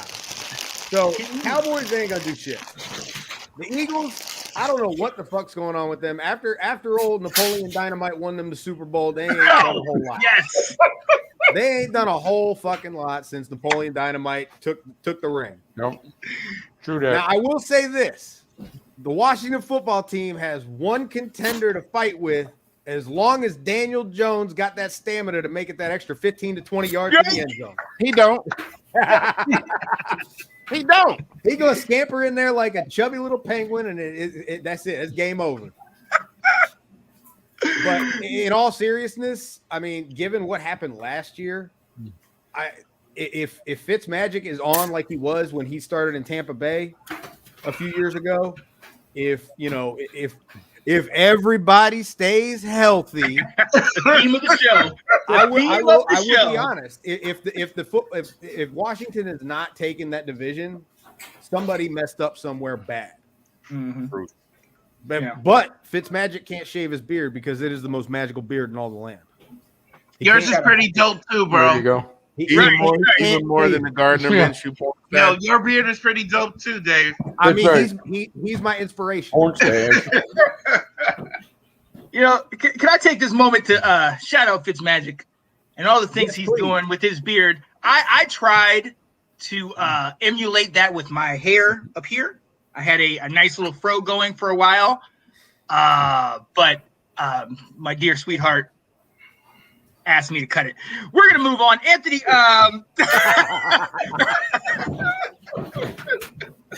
No. Watching, she's home. Wow. Oh, is she She's watching? listening. Liking the beard. Sorry about your hair, Sean. You know what? Is that her? Okay. See? Oh, that's her. She's Yeah. listening. Hmm. She's listening. That was her. Nathan, would you like to reply to anything that Ab said real quick? Yes, I actually would. Thank you. Oh, So man. I'm not. So He picked like a friend. Look, I already peeped. The one thing I peeped about Nate. I'm gonna let you finish. I actually I'm gonna let you would. finish. But Nate, if Nate's got something he got to get serious, that pen is coming up. Yeah.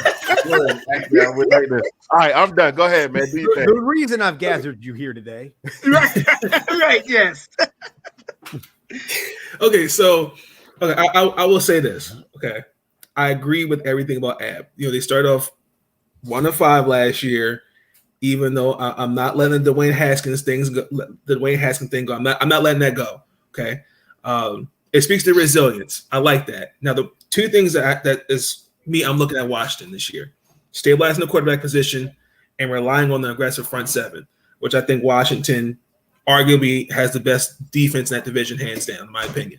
Okay, now Dallas on paper, like Dave said, that.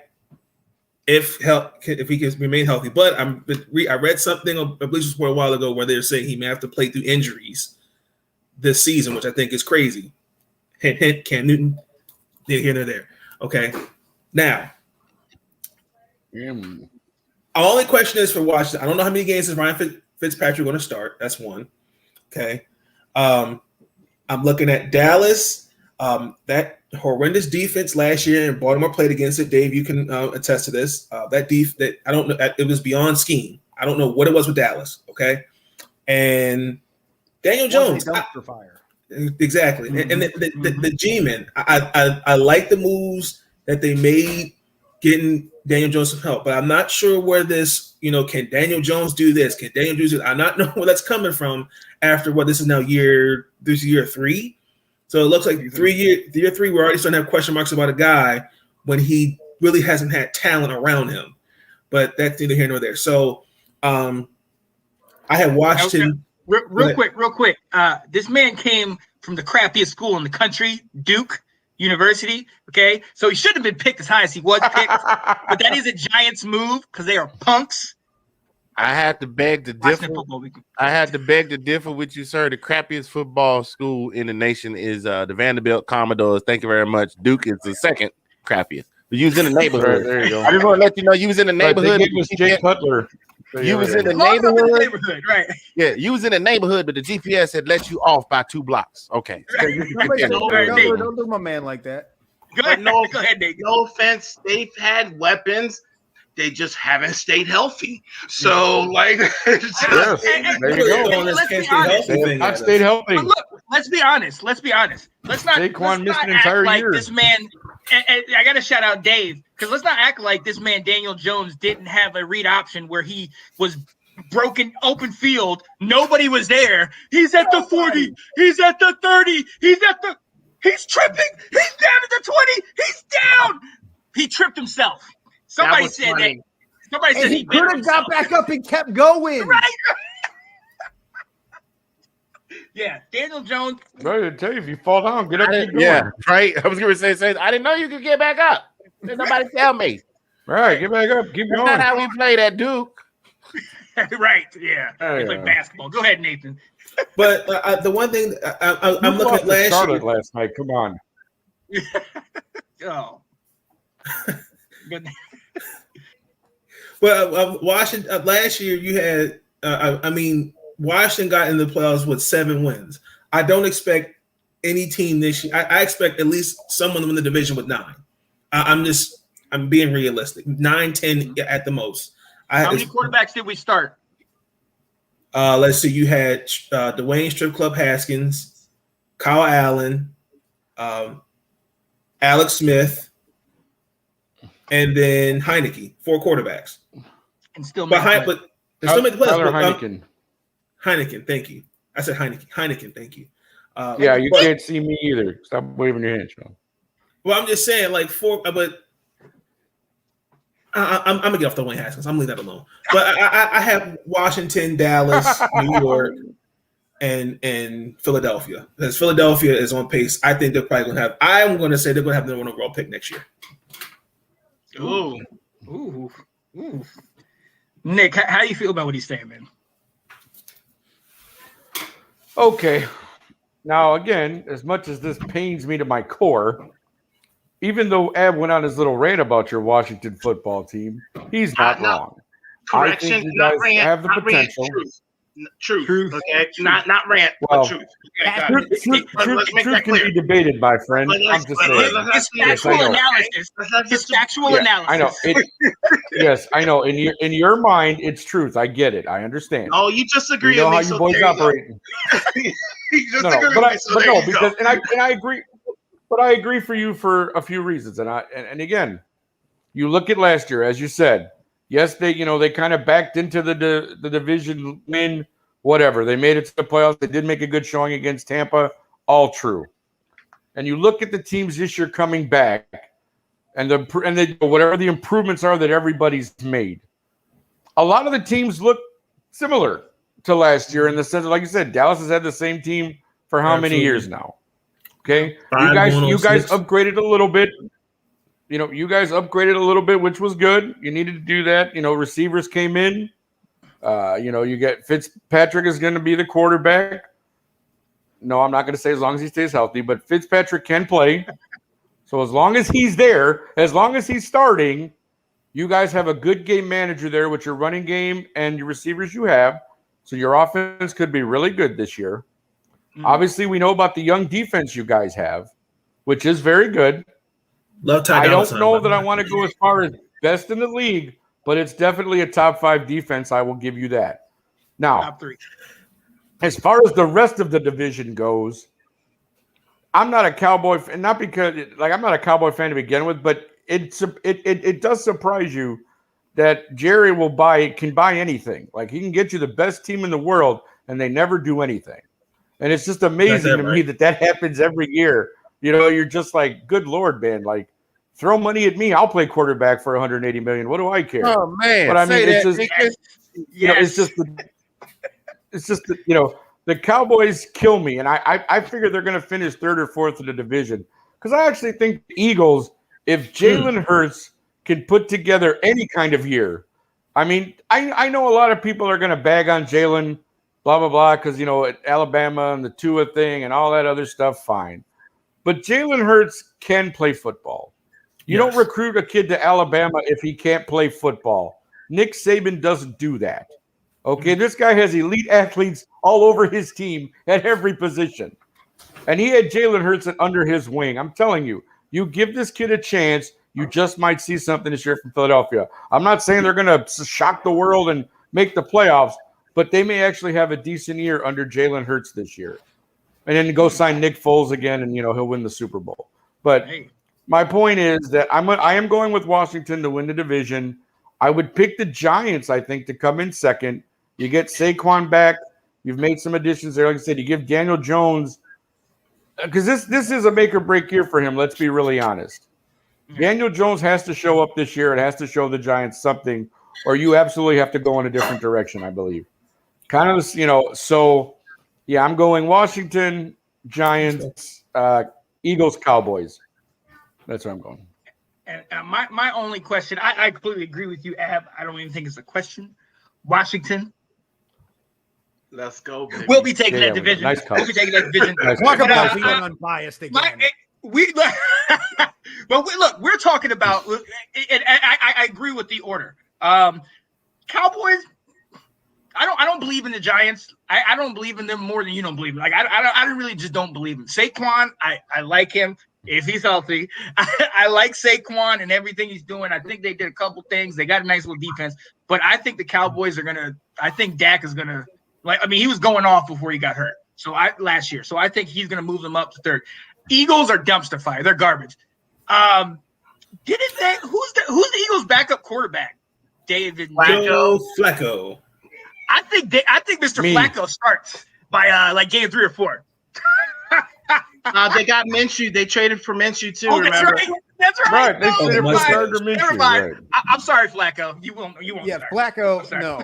Right. Please Flacco's don't. not touching the ball this year unless For those your two get franchise, hurt. You will not start Joe Flacco. I forgot Minshew Right. was there. Yeah, Minshew's gonna get in the start. So never mind. He looks good in a hat and a clipboard. Right. My point is null and void. So hey, we gotta move on. Move on. We're moving right Make another one and hurry up. Right. Nate, Nick, I'm coming to you to your boys live from Chicago. Talk about the NFC South or NFC North. What you got, man? Well, as much as this pains me, of course, I have to be realistic and as a sports prognosticator, I have to be professional. Yes, obviously with Aaron Rodgers coming back to the Packers are the favorite in the NFC North, obviously. You got Devontae Adams. You got Aaron Jones in the backfield. He brought back his, buddy Randall Cobb so he could throw to him. Like, Aaron has everything he wants now. He threw his tantrum. He cried his tears. Now he's back to play football. He got what he wanted. Fine. So, yes, right now, as of today, the Packers are the favorite to win the NFC North. Again, the defense does have some holes. You could score on them. But, again, when you have Aaron Rodgers and the offense that he has, Robert Tonyan at tight end, as I said, they got some weapons. And when Aaron Rodgers is happy, he plays well. So he's happy now because he got what he wanted. He got it. He got his 1-year money contract. He can leave after this year and go somewhere else. And so, anyways, long story short, Packers win the NFC North. Now, here's where it becomes interesting because I know people are waiting to hear where I say my beloved Bears are going to end up. And here's the issue I have. The Bears are in that space. I've said this publicly and on this and on our show, Sean. I'm not a Matt Nagy fan whatsoever. And I really wish we hadn't made the playoffs last year. And I wish we would have lost a few more games so they would have ran his ass out of town. Because I don't see it. I've had 3-4 years of this guy, and I don't see it. But the fact is, he's my coach. What am I going to do? How he handles this Justin Fields thing is going to be a big deal. Because, again, yes, I know he's a rookie. Yes, you want him to learn, sit behind. Okay, but for one, Andy Dalton is not Alex Smith. This isn't Kansas City, and not everybody has to learn that way. Justin Fields, it'd be different if Justin Fields played at North Dakota State like Trey Lance. This man played at Ohio State, where he was like, 22-2 in his 2 years. This guy played in major games. This guy played in a major offense. He's shown you he could run, he could pass, he can read us. I mean, as good as you can as a rookie quarterback. He didn't just throw to his first. He looked for his second, third reads. He can read a defense. He's not Mitch Trubisky. Like, I don't know what your problem is. So what that you guaranteed Andy Dalton that he was the starting quarterback? That changed on draft night, buddy. Sorry. You were picked before that happened. Now I got Justin Fields. Why do I want some guy? Again, what have you not seen in 10 years of Andy Dalton that you think is different this year that you need to see? This guy's got 10 years in the league. I've seen plenty of Andy Dalton. I know what he is. He's not fooling anybody. Everybody else in the league knows what he is. He hasn't recovered from that. He hasn't recovered from that hit that John Bostic put on him last year. So let's Well, he hasn't recovered from that. Nick Foles took his job and won a Super Bowl, okay? Mr. Glass. That's what they should call Andy Dalton, Mr. Glass. Because I'm telling you, man, this is becoming a ridiculous thing to me that every week on sports radio here in Chicago, I have to hear this debate all the time about Andy Dalton, Justin Fields. Start Justin Fields. It's not going to happen, I know. We're going to see week one. We're going to see Andy Dalton. And this is why I say this could actually cost us the difference between finishing second and finishing third in our division with Minnesota. Because if we lose our first few games because of Andy Dalton, we're going to be behind the 8 ball. Now, Minnesota, I think, and our team, Minnesota, Chicago, are like 2-3. We're kind of in the same boat. Yes, you've got Dalvin Cook. You've got Irv Smith Jr. at tight end. You've got Adam Thielen. You got a decent defense. It's a little better than it probably was last year. But I'm just saying, but you have Kirk Cousins still at quarterback, who's always a big question mark on what Kirk's going to do. And that's the only reason I was trying to pick the Bears second in our division. But again, Matt Nagy could screw that up in the first 3 weeks. So it's kind of like a tied for second, Minnesota and Chicago type deal with the Detroit Lions bringing up the rear. Here, I want to mention these names to you guys, because I think you guys will enjoy this. Listen to these names. Okay. Amon St. Brown, Tyrell Williams, Khalif Raymond, Quintez Cephas, and Tom Kennedy. Now, do any of those names strike fear into the hearts of any of you guys? You sound like nobody. That's the receiving core. I will say this of the Detroit Lions. I will say this. I'm a huge college football fan. Quintez Cephas, right? He's earned me some money over there. He will be great, but that was in college, so I'm not saying it's going to translate. Right. That's the only name that I can recognize. So that's all I'm saying. My point was, this is just to show you sometimes why I don't like Ryan Pace either. Yeah. They Lions cut. These are the Lions receivers on their draft chart. They cut Rashad Perriman's son, right? Mm-hmm. They cut Perriman. What do the Bears do? They sign him. What are you doing? If this guy wasn't good enough to beat off those 5 guys, what the hell are you doing bringing him over here? Like, come on, man. Like, this is what I don't understand about Chicago sometimes. There was no reason to bring Perriman here. There really wasn't. But yet, okay, he's a veteran, he's got a few years in the league, whatever. But this is what I'm saying. You get cut, and these are the 5 guys the Lions are have as receiver. They cut Perriman, and the Bears go and sign him right away. I don't get it, man. I just don't. I want Pace and Nagy both gone. I have to deal with the fact that Aaron Rodgers came back, and my Bears are probably going to lose twice to the Packers, depending on when Justin Fields falls into the fold. So right now, basically what I'm saying is Packers will win the division. Yeah. It's going to be very tough, I think, because of the other NFC divisions, some of them anyways. Like that NFC West is pretty stacked. I think it's going to be really tough for another team to come out of the NFC North this year. If Justin Fields can get in by week 4 and have 13 games to maybe prove himself, there's a chance we could squeak into the 7 spot. But I don't want to count on that as of today. I'd be happy with him just improving this year and getting control of the offense so that next year when we start this all over again, Justin Fields is the man and we go forward. So, like I said, I'm going to go Packers win the division and pretty much that's the only team coming out of there for playoffs. That's what I think.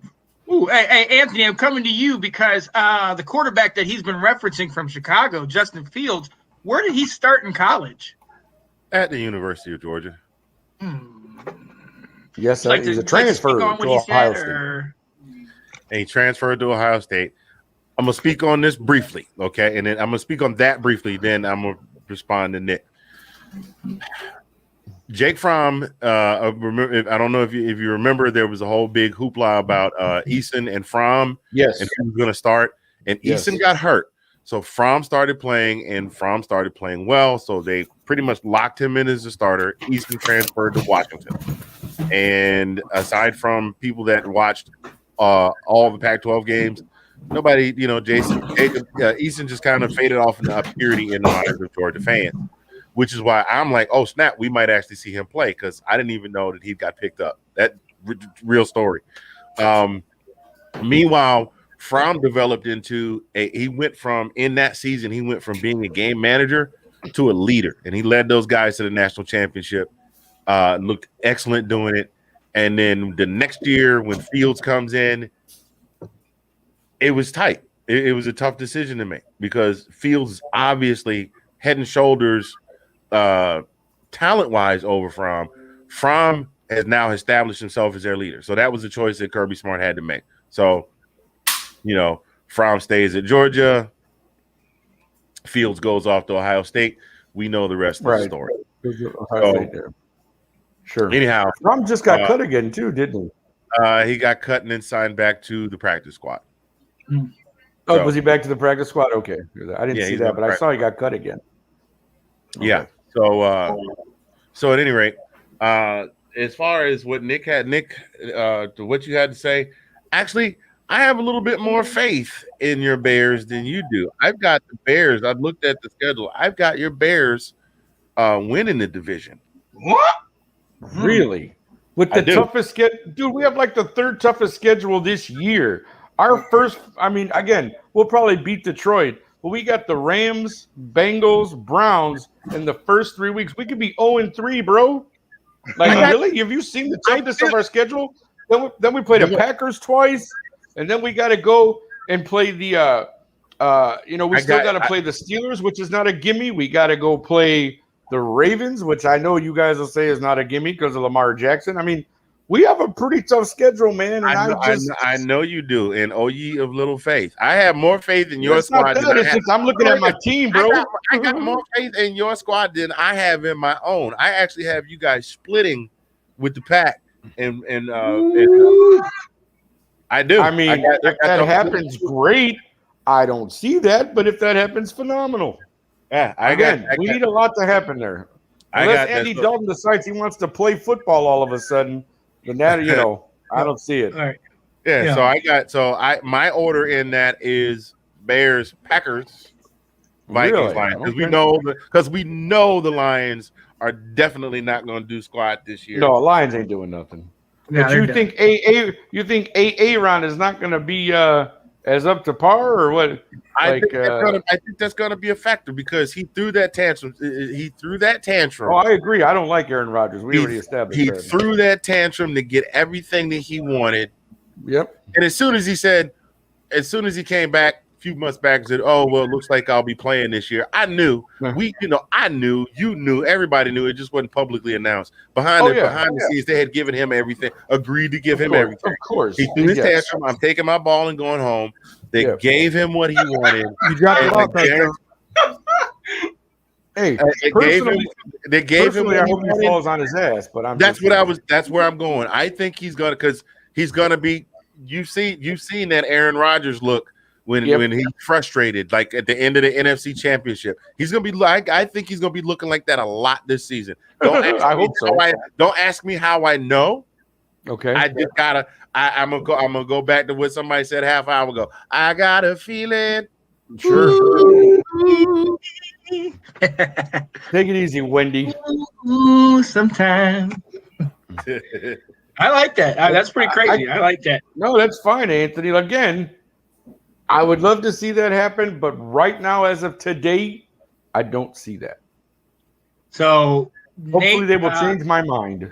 Nate, Ab, Dave, you guys got anything different than the Packers taking the division? I mean, obviously Anthony's on his island, but Packers, you guys got anything different?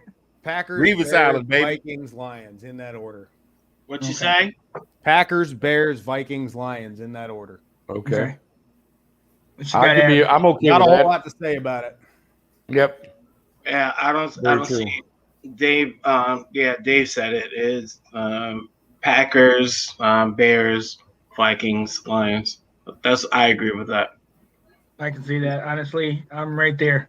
And the only reason I'm putting Bears up is because I think Justin Fields is going to get in there, and Captainless Kirk is not going to do it. As a matter of fact, no, because they have too many weapons. I'm not going to put them under the Lions. Yeah, so I've got Bears number 2. I'm hoping Justin gets in there by week 4. I hope that too. I think the Packers are the number 2 or 3 team in the NFC. Yeah, I can see that. Yeah. All right, moving on to the NFC South, Mr. Handy. Hey. What we got going on with y'all, man? Talk to me, brother. All right. I'm just gonna go ahead and give you my order. Oh wait, before I do that, I need to step back a couple of divisions ago. I got the Washington football team. I realistically, in my mind, just looking at the schedule, 10-7 record, running the table in the division. Thank you, bro. Look at that. I'm on that. He said, "Thank you, bro." I'm on my stuff today. So then you have them going 4-7 outside of the division. Okay. No, I'm just that's it. Yeah. Well, you do the math. Well, 6-4 is 10, is it not? It is. Am I not speaking true? As you told me earlier, I'm just speaking I want the smoke. truth. Yes, Nicholas Rosario. Let's go. Thank you. That's all. All right. So I'm just gonna go ahead and get it out there. I'm gonna throw my order out first, and then I'll come back around. I got Tampa winning the division. I got New Orleans coming in second. I got Atlanta and Carolina actually duking it out to see who will finish last in the division at the end of the season. It'll come down to the last 2 weeks of the season to see which one of these two flibberty gibbets comes in last in the division. That's where I got that. Now, I honestly, it doesn't matter how old this guy has gotten, and I can't stand him from New England, not because I don't think he's talented. I just can't stand him because we just totally lost the game. We left the door open, and him and the Patriots kicked it wide open and came in and just embarrassed us. Hold in on. the Super Bowl. Are you talking about this guy right here? Oh man. Oh wow. Mr. Trophy Thrower himself.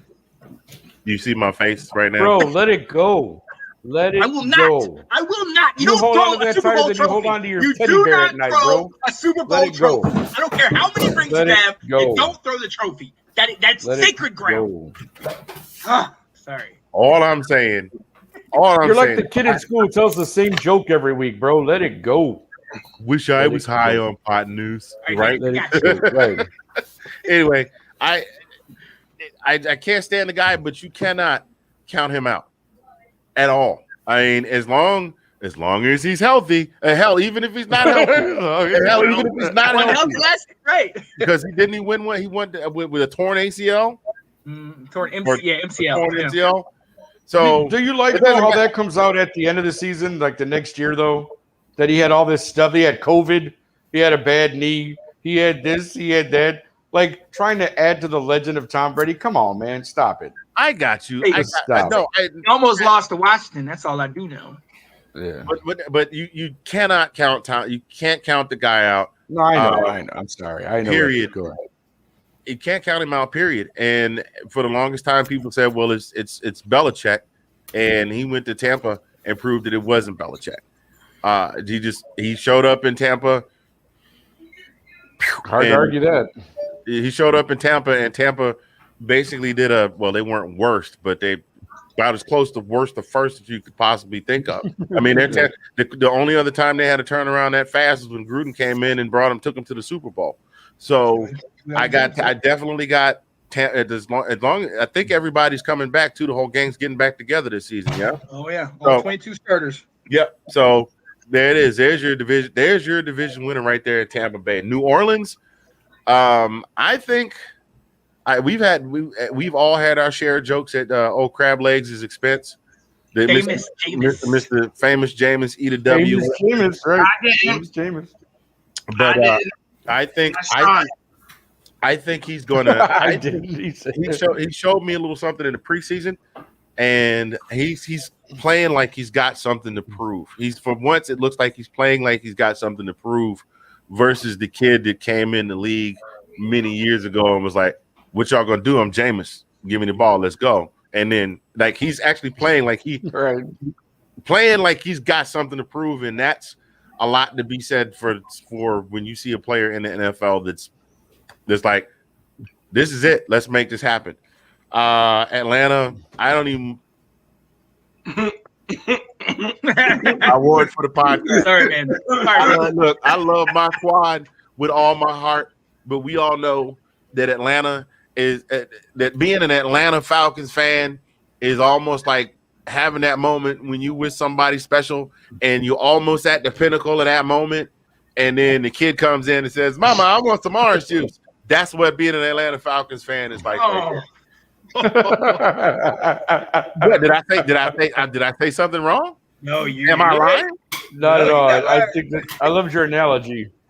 I cleaned it up a little bit. Because we don't want to get sure. I got you. And then Carolina, not yet. Carolina's not ready, man. Carolina, I looked at their first 10. Carolina's not scaring anybody. They got a head coach. That so far has a pro coaching record of 5-11, and the NCAA was barely over 500, and it had a 1-2 record in the bowl games. And the one season he was great at Baylor was his last season, but the two previous seasons went 1-11, 7-6. They're not scaring anybody with that. Cam was the linchpin there. I'm just gonna go ahead and say it. Cam Newton was the linchpin there that kind of held them together. That and Riverboat Ron, and Ron Rivera, as we know, is now in Washington. Cam is now looking for a job. So I mean, even their first 10 games, the Panthers are not scaring anybody. I got them going 3-7 their first 10 games. They got the Jets, the Saints, the Texans, the Cowboys, the Eagles, the Vikings, the Giants, the Falcons, the Patriots, and the Washington football team. Of those 10 games, I have them potentially winning against the Texans, the Vikings, and the Giants. And the Giants might figure out a way to jump up and pop them in the mouth if Daniel Jones takes off on one of those stumbling, bumbling, rumbling runs, as long as it's 20 yards from the goal line and not 50. That's his downfall. If he starts at 50, he's going to stumble before he gets to the goal line. If he starts at 20, he might make it in. So that's what I got right there, y'all. I'm giving this one to Tampa Bay, New Orleans, Atlanta, Carolina. My wild card picks are New Orleans, Seattle, and the Packers. Really? Okay. Yeah. Because I think Seattle. We haven't gotten into the West yet, but I think there's some rumblings over in Seattle. They've tried to do some things to satisfy Russ. And he's been in the league for a little bit now, so Legion of Boom is no longer. And yeah, I see Seattle. I see Seattle kind of backdooring their way into that last wild card spot. So that's what I got. Interesting. I'm gonna come to Ab and Nathan, because since I've been working with you guys in February and all through the year, there is one man that you guys have been shouting out his praises all off season long, that plays for New Orleans, and real quick, shout out that area, Louisiana. Got hit with those storms, man. Hurricane Ida, man. We pray for y'all. Hopefully everything is okay. Y'all getting support and everything like that. But there's a man that said, you gotta taste the W. You got to taste the W. And Ab and Nathan have said he is going to be a Pro Bowler. And matter of fact, Nathan, Guaranteed it. So you guys, are y'all standing by that? Do you agree with what he's picking for the division? Go ahead. Nick. Okay, so I mean, for the other thing with the Saints, they don't have Michael Thomas. I mean, they gave Taysom Hill a non-guaranteed contract extension. That's one. I mean, besides Alvin Kamara, they don't have many great weapons. I do think this one kid in the preseason that Jameis Winston had, I think I forgot his name. I can't think of the wide receiver. Is it Callaway? Yeah, Callaway. Thank you. That's who it is. I think that they'll be all right. I mean, at least until Michael Thomas comes back. I know what Jameis Winston can do. I mean, he threw for 5,000 yards in Tampa. I mean, we could all talk about the apple turnovers. I mean, that's great. But, Can I get a McPick 6?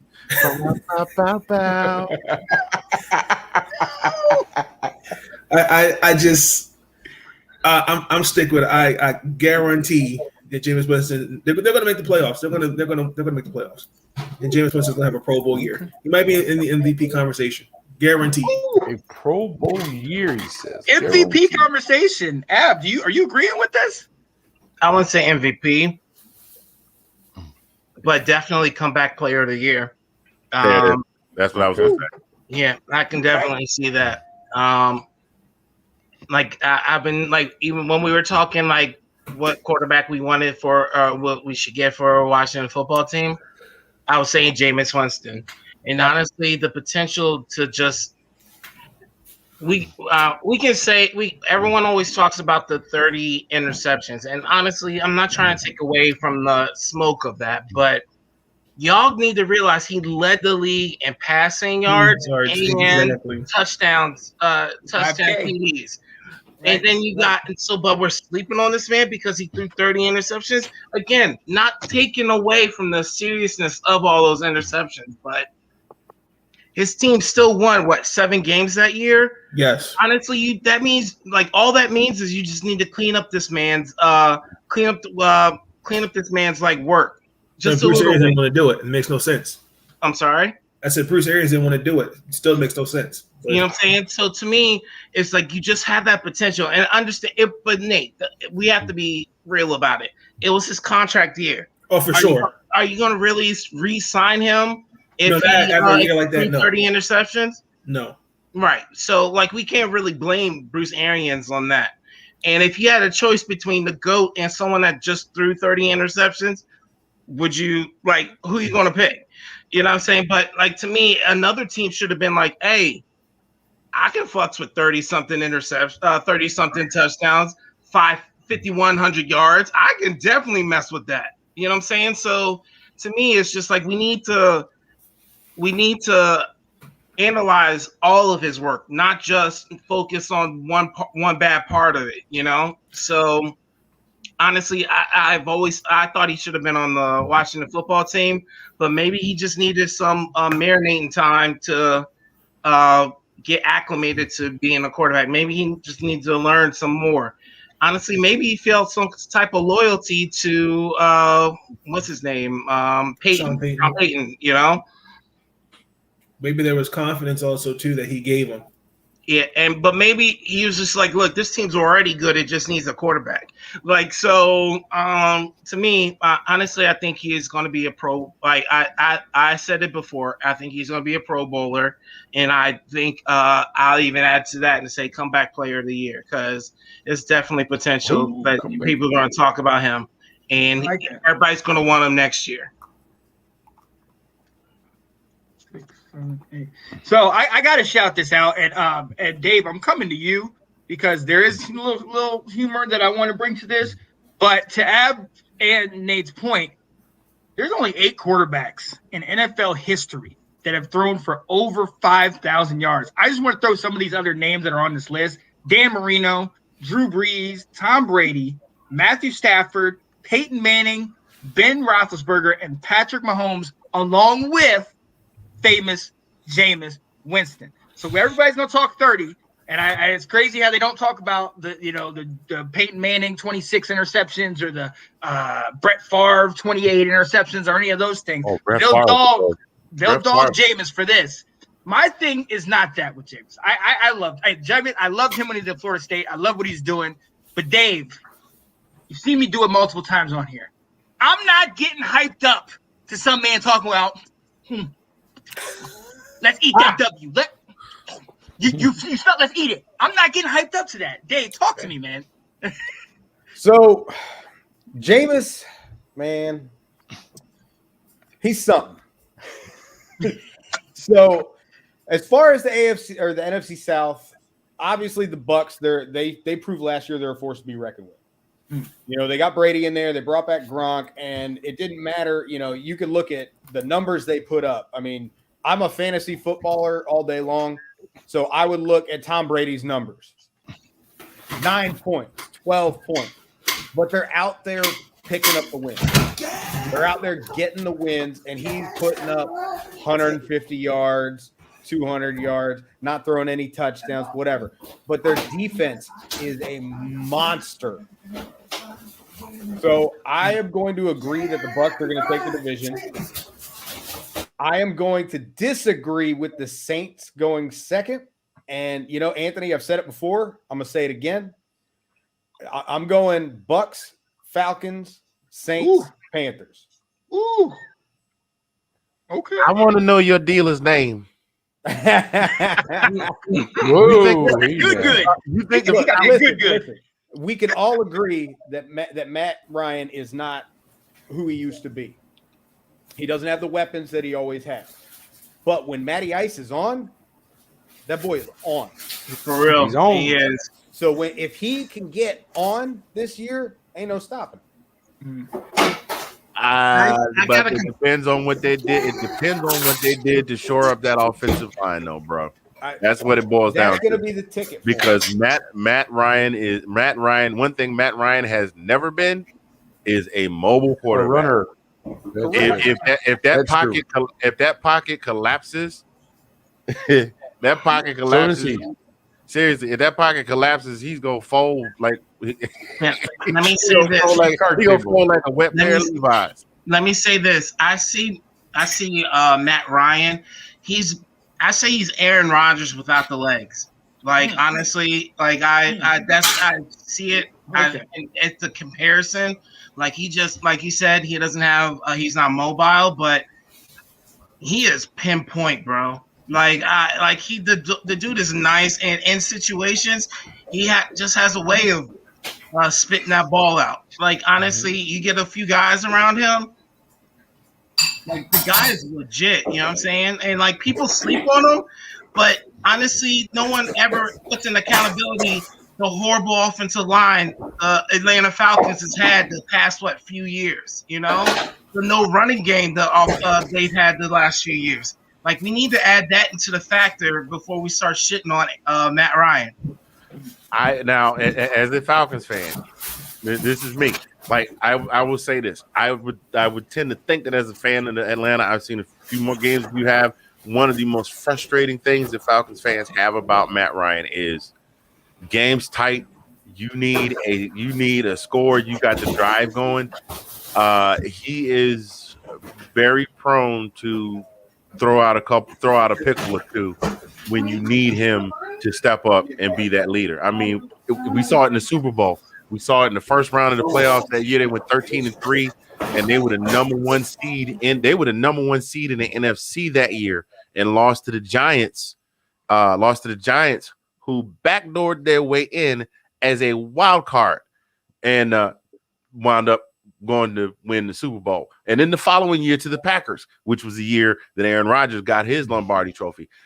He throws some pickles at them inopportune times. He's a beast, but he's only like he's kind of right now, he's more like David Banner stuck not being able to bring the Hulk out. Bruce Banner. I just think he hasn't been the same either since that Super Bowl collapse, to be honest with you. Yeah. I hate to bring this up and make it a big point, but it's Bruce Banner, not David Banner. I love And David David Banner's Banner's shit, the though. rapper. I love David Banner's shit, though. No lie. Right. David Banner was the He be rapper, putting but out all those right. Sure. bangers, I'm a man. fan of David Banner's music, but as Bruce Banner, as a Marvel fan, I am offended. The gall, the audacity, the gumption. Does he not have a full government though? I thought his full name was David Bruce Banner. Oh, check that Marvel guy. No? Hold please. Hold please. check. Yeah, let's hold for that. Wow, We are in you suspense spitting out now. facts that we don't know about. That's Right, see? cool.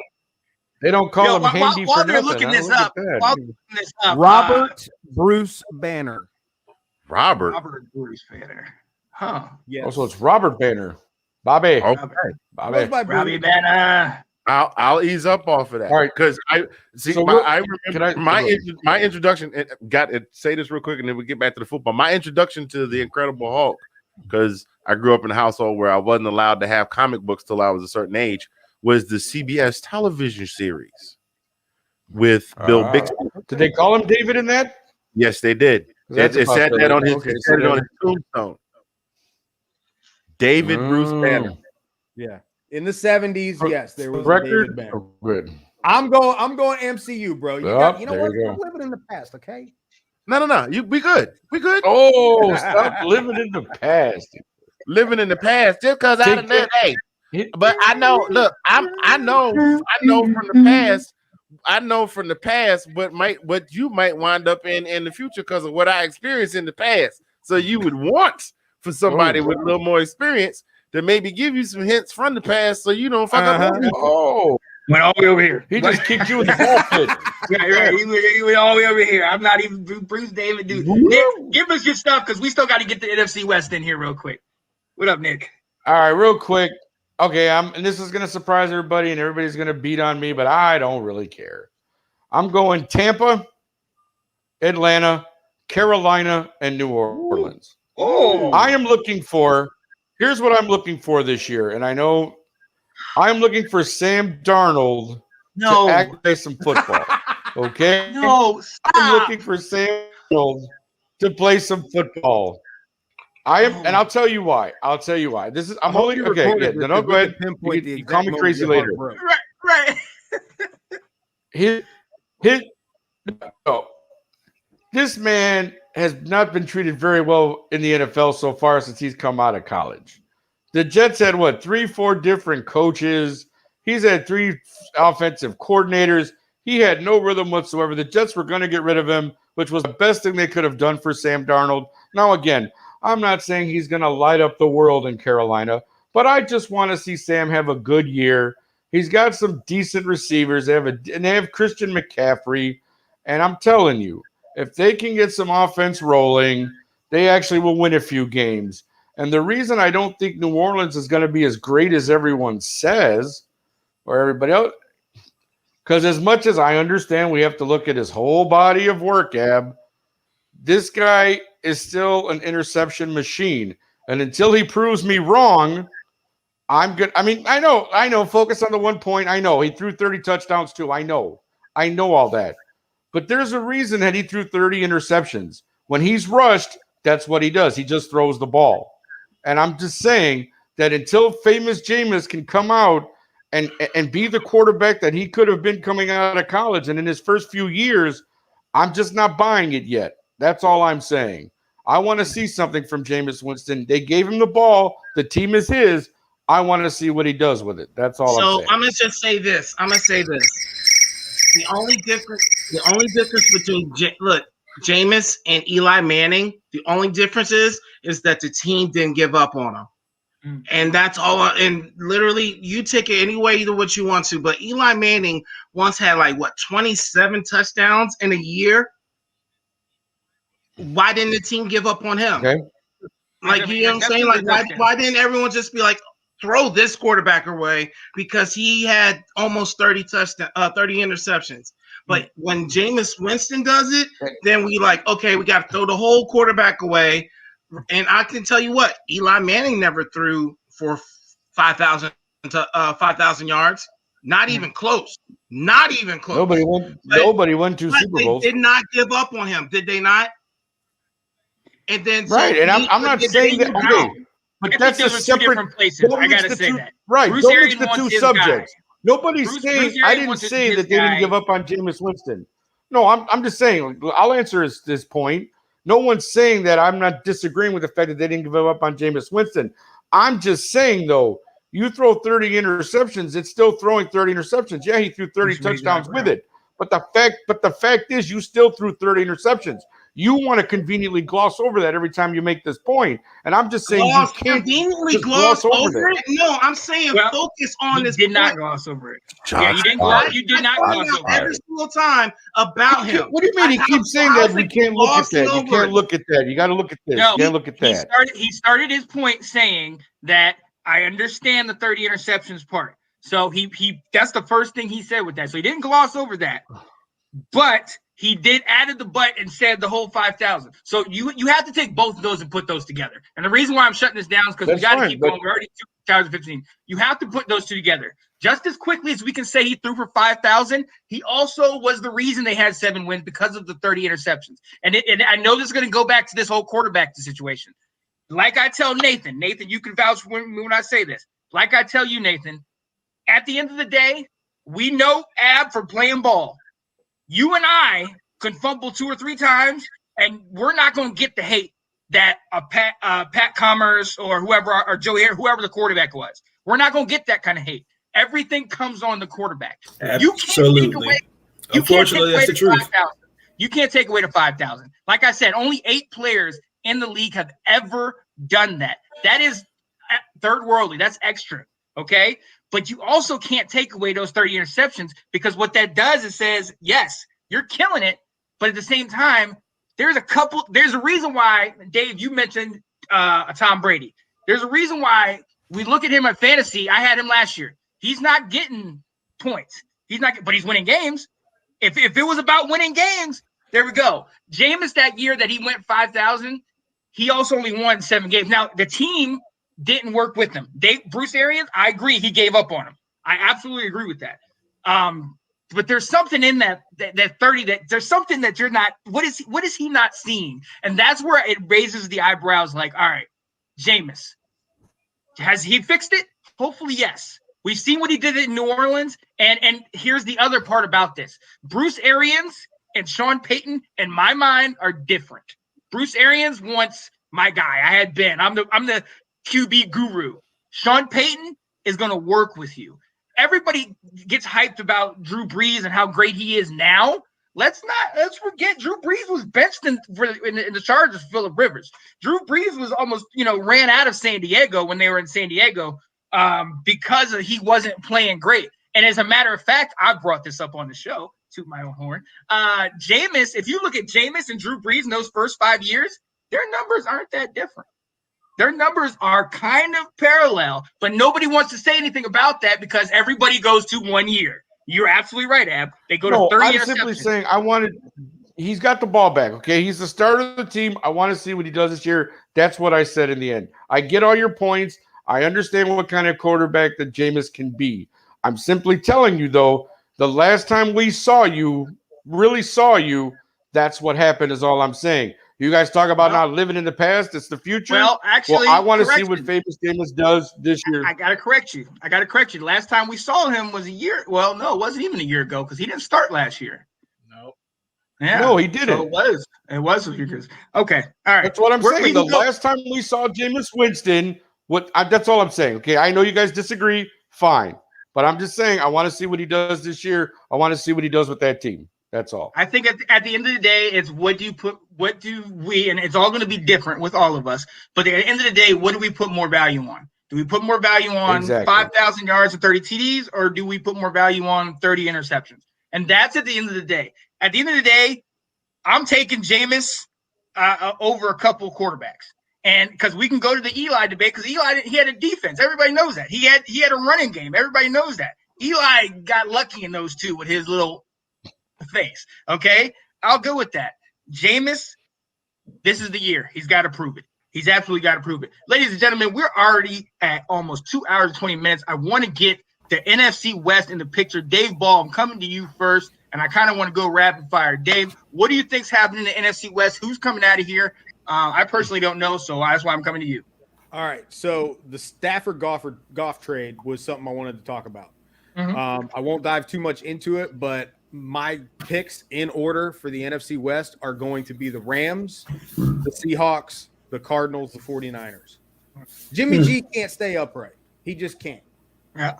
Russell Wilson, he's getting old, but he's still got a good team around him, so they may be able to take over the division. But I'm very curious to see Stafford in this new offense. You know, he hasn't had a good offensive line to protect him, but we know that man can ball out. And he's also got Darrell Henderson at running back. He's got Sonny Michel at running back. He's got two guys that are powerhouses on the ground and can catch passes. He's also got Robert Woods and Cooper Kupp, two of the biggest names that can catch a ball. I don't see any scenario where the Rams are not a top contender in this division. And they are my official pick to win the NFC West. Ooh, I like that. Do you have any wild card teams coming out of there? Probably the Seahawks. If not the Seahawks, the Cardinals. Because Kyler Murray, he's good. He just needs the right weapons, and he's on. Yeah. So I'm probably going to stick with the Seahawks as the wild card coming out of there. Gotcha. Ab, what do you think? I'm not going to go too far left from what Dave was saying, but I think it's a toss-up between the Rams and the Seahawks. I think just longevity for the Seahawks, where they're able to win games. They know how to win games. They didn't do too much in their offensive line, which I think Russell Wilson is really complaining about. But honestly, they just know how to win games regardless. You know, running game is all right. Russell Wilson is good. They got two beasts, like 1A, 1B wide receivers. You know what I'm saying? They just know how to do it. They just know how to win. And I mean, the Legion of Doom isn't there anymore, but it's not too far off. They're like, you know what I'm saying? Like their defense is what, maybe middle level of the league. So honestly, they just know how to do it. They know how to win games, just like that you were saying about Tom Brady. He just knows how to win games. Rams, I like what the Rams did. I like the trade with Matthew Stafford. I think the Rams has beast wide receivers, no name beast wide receivers. That's what you like. Honestly, that's when you know you've done something right. And the running game, I like Sonny Michel. Sonny Michel didn't have much of a play in New England, but now that he's I think he'll shine now with the Rams. I think that's a good spot for him. Like he's like top option to be the running back there, and I think he'll overtake that. I think they'll like the combo of Sonny Michel and Cam Akers next year. 49ers, I like the 49ers. I just don't like, again, I like, you know what I'm saying, kind of on what Nick was saying. I got to see what they were doing, what they can do. Like with Trey Lance, I like him, but honestly, Garoppolo's there. I would like to, like, Garoppolo wins and everything like that, but if he stays healthy, I just need him to stay healthy to see what he can actually do. But then what's left over, Arizona. They look like straight shit this preseason. So honestly, I like Hopkins. I like the AJ Green over there. Like I like that, but they just look like garbage. It's like they don't have a cohesiveness. They're not together, you know. But it's a nice team. It's an okay team. So just to call it off, I'll say. My final pick, Seahawks, Rams, 49ers, Cardinals. Nate, what you got? Nate or Nick? I didn't hear you. Sorry. Nate. Sorry. Well, I agree with mostly what Dave and Abs have said so far. My only thing is I'm not sold on Matthew Stafford. This man's gotten two $100 million contracts and has done absolutely nothing. In Detroit, he had Megatron, he had Marvin Jones. We could throw out all the other guys. That's neither here nor there. This team actually was not too long ago in the Super Bowl. So to invest 3 first-round picks and a guy who's not proven himself winning-wise. Their Super Bowl window is short. I give another year, 2-3 years, and it's closed. But I have the St. Louis Rams winning the division. I have the Cardinals as my wild card team. You don't like when teams move, do you? Because no, they're LA, man. Well, they're LA. Well, just so you know, they were the Los Angeles Rams before they were the St. Louis Rams. Right. Yes, I do know that. But I grew up when they were St. Louis. So youngster. Keep going. You have to forgive me. Touche. I'll let it go. I like San Francisco. I was not expecting Trey Lance to be drafted there. I mean, the biggest thing about San Francisco is Jimmy G's health. The best thing is about his availability, and that's something Jimmy G has not shown in his time as a starter in San Francisco. That's just fact. But I mean, any one of these teams, I'm not Seattle's offense. Russell Wilson's going to end up leaving, in my opinion, if they don't address the offensive line needs. But it's the St. Louis Rams, the 49ers, Seahawks, and the Arizona Cardinals for me. I'm going to come around and we're going to bring it up top so Anthony can finish it off.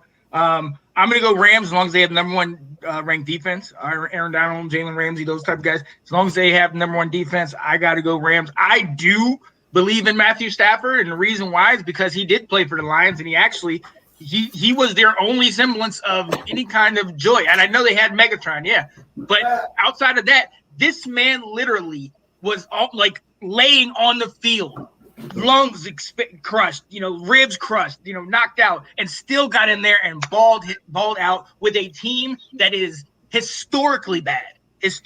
So I think Matthew Stafford now with a good team.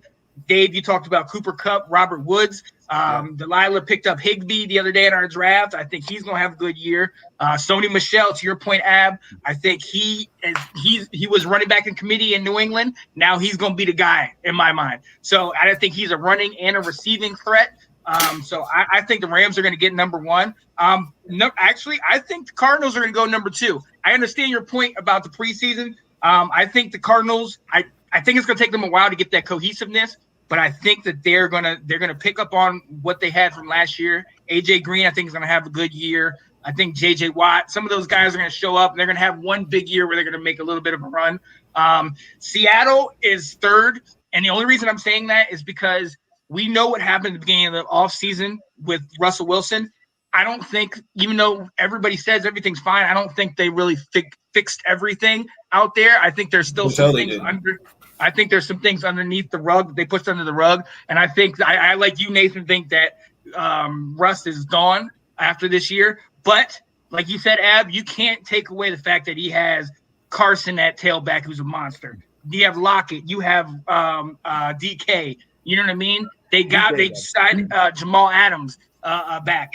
You know what I mean? So they have a team, and I think they're going to be all right. But I think there's some stuff going on that has kind of been hush-hushed. And I think it's issue. And then I agree with all your points on 49ers. I think he's going to try to run that 2-quarterback system. And I think eventually it's going to work when they figure out what they're going to do with Garoppolo or Trey Lance. But right now, I think it's going to be some early growing pains because I think, some loyal people that are looking back at the Super Bowl that was a couple years ago are going to say Garoppolo, and then some people that are looking to draft this year and want to win it right now are going to say Trey Lance, and I think that's going to cause some friction in that locker room. But that defense with both of those guys are coming back this year, so I like it. But I still think him as fourth. Nick, what you got, man?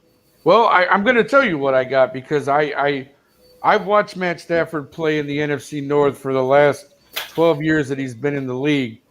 This is a guy in 12 years who's passed for over 4,000 yards 8 times with a 5,000-year season with the teams that he has had.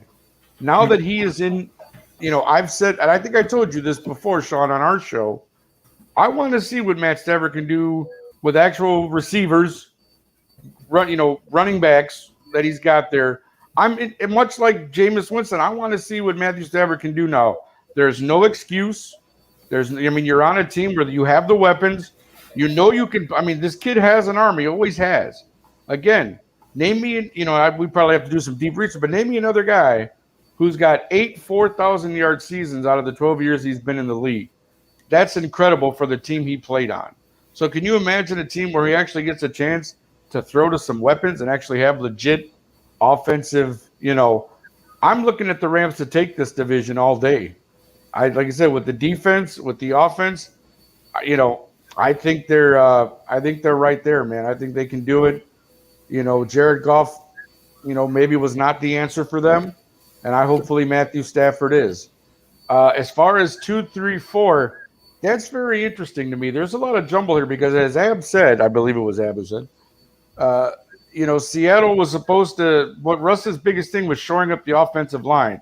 Russell Wilson got tired of running for his life, which I totally could understand because their offensive line was horrid. So the fact that they didn't really do much to shore that up, as much as he's got Tyler Lockett and DK Metcalf and Carson and Perry in the backfield, Russell's going to be running for his life a lot. And I know Russell can scramble and he can move, but I think that's going to really tell a lot about how Seattle's year goes. And I don't think they could squeeze that 6-7 wild card position out, but I think it's going to be a tough year for Seattle, and they're really going to have to grind it out to win. The Cardinals, you hope Kyler Murray is improved, another year. I still don't think the Cardinals are right where they should be. I don't think they're ready for the prime time, as it were. And with the 49ers, I think it does depend on what Jimmy G does. Again, if he stays healthy, he wins. But we all know that he doesn't. So I'm going to go Rams, Seahawks, probably 49ers, Cardinals. So that's how I'm leaning. And to end this one, Anthony, take us home, baby. Well, I like you all. Well, not everybody. I don't think everybody picked the Rams, but I definitely am in sync with everyone else with regards to the Rams. I don't know if I was discussing this with Dave or with you, Sean, or something, but definitely think Mr. McVay has a thing for University of Georgia players. He had Todd Gurley there in the backfield before, and now he's picked up Matt Stafford and Sony Michel. I definitely think they're going to do some damage in Los Angeles.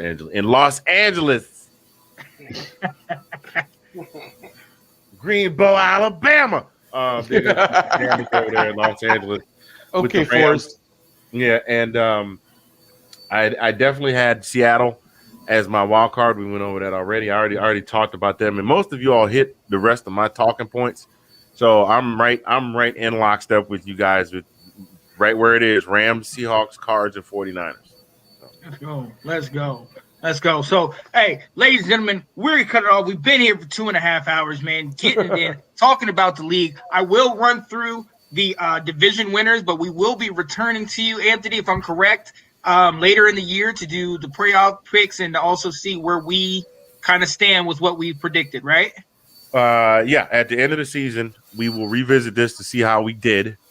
And I guess at that time, because our goal was I don't know why we thought we'd be able to get 6 guys on a podcast and be able to run through the whole season and the conference winners and the Super Bowl winners. So I think we're going to go ahead and save that for the next go around at the end of the season, if that's if all hearts and minds are in agreement on that. Sure, I agree with that.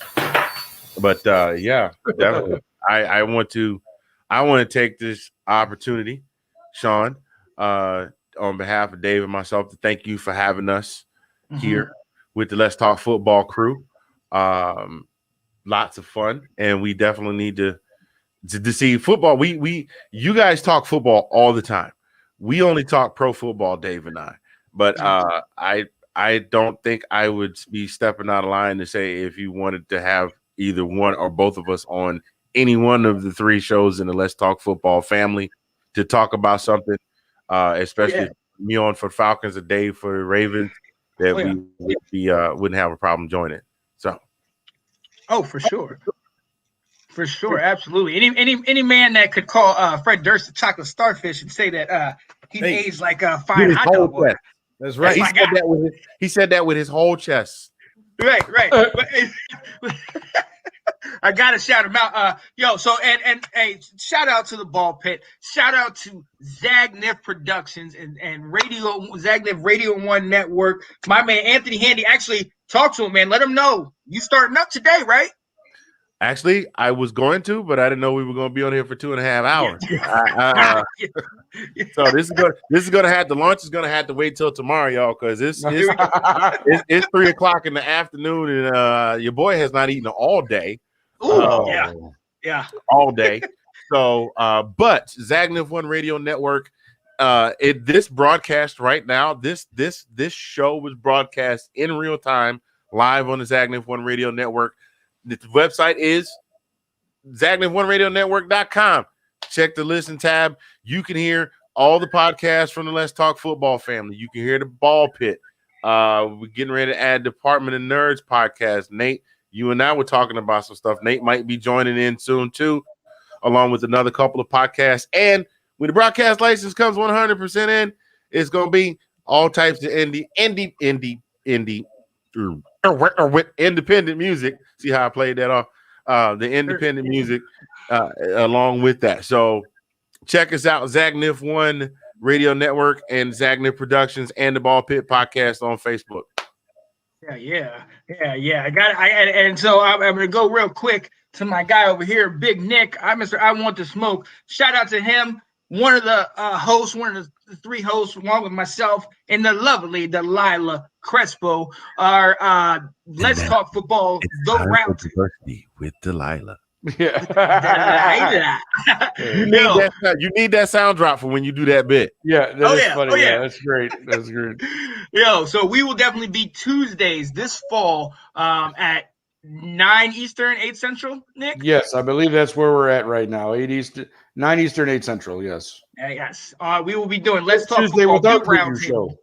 Yes, doing our preview show, talking about everything that is the NFL, good news, bad news, left, right, and center. Got to shout out my guy. You see him, Jameis Winston's #1 fan, Ablo, the shirtless wonder, killing the game on Washington Football Weekly. Ladies and gentlemen, if you have not watched that, we broke down the roster and got it fairly correct.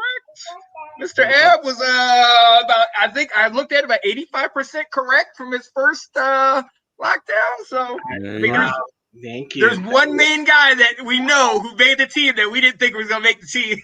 Why did Humphreys make the team? Humphreys made the team. Yeah, did he really? Oh no! It's for numbers. Sammy Reyes.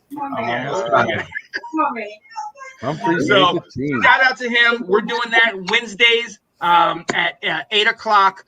Let's talk Washington Football Weekly, talking everything Washington. Tune in this week. We're going to also do our season preview and talk about that first upcoming game. And then down in the corner, last but most certainly not least, my man Nathan Snell doing Big Nate Talk Podcast Season 3 starting soon, correct? Yeah, hopefully tomorrow. Oh, Start tomorrow because a couple of things have happened. Got to talk about some things. That's big. Hey, correction. That's Big Nate. Don't make me pick up my pen, Snell. Actually, yes, sir. So Wendy wants to address you, Nick. Talking about, she hears you talking back, smack about the Packers. It is what it is. It is. What do you want me to say, Wendy? Your quarterback cried all summer, and they gave him what he wants. Come on. And who knew? All we had to do was be on here for 2 hours and 40 minutes, and then finally Cameron would. Cameron shows up to say what up. Thanks, Cam. Appreciate it, buddy. But we got to thank you for watching us and being with us. I got to shout out every member that's been here today. I know it has been long. It's been 2.5 hours. I just got off the road myself. But anytime you can put a mic in front of my face, you already know it's like I've been drinking 2 Red Bulls, coffee, and then chewing on an extension cord. I'm just jacked up, ready to go. You know what I mean? So I absolutely love it. I absolutely cannot wait to be linking up with each and every one of you guys and getting this thing started, getting this thing going. So for myself, Sean Spencer, Let's Talk Football, Washington Football Weekly, and Let's Talk Football, the Roundtable, for Dave Ball and Anthony Handy on the Ball Pit Podcast and Zagnif One Radio Productions, Zagnif Productions. We got a lot of things going. This table is big, but we all about to eat, man. Tune in for us because it's going to be something hot, man. It's going to be something hot. Wait a minute. I got one more thing to say before you roll your closing credits. Wait a minute. Stop right there. Listen. Stop right there a minute. Man goes into a restaurant. You listening? A man goes into a restaurant. He sits down. He's having a bowl of soup. He says to the waiter, come, taste the soup. Waiter says, is something wrong with the soup? He goes, taste the soup. He says, there's something wrong with the soup. Soup too hot. He says, will you taste the soup? What's wrong? Is the soup too cold? Will you just taste the soup? All right, I'll taste the soup. Where's the spoon? Aha. Coming to America. Coming to America. What do you know from funny, you bastard? Okay, now you can really clear the Wow. Hey, shout out to all you that have been watching us, man. We'll be with you soon. Appreciate you. Yeah. Hello, everybody. Hey, what's going on, guys? I am Janae Strother. I'm Sean Spencer. We are back, ladies and gentlemen. I gotta go out and hold up. Come on. The lion. The lion. New man looking so fine. Kirk Cousins.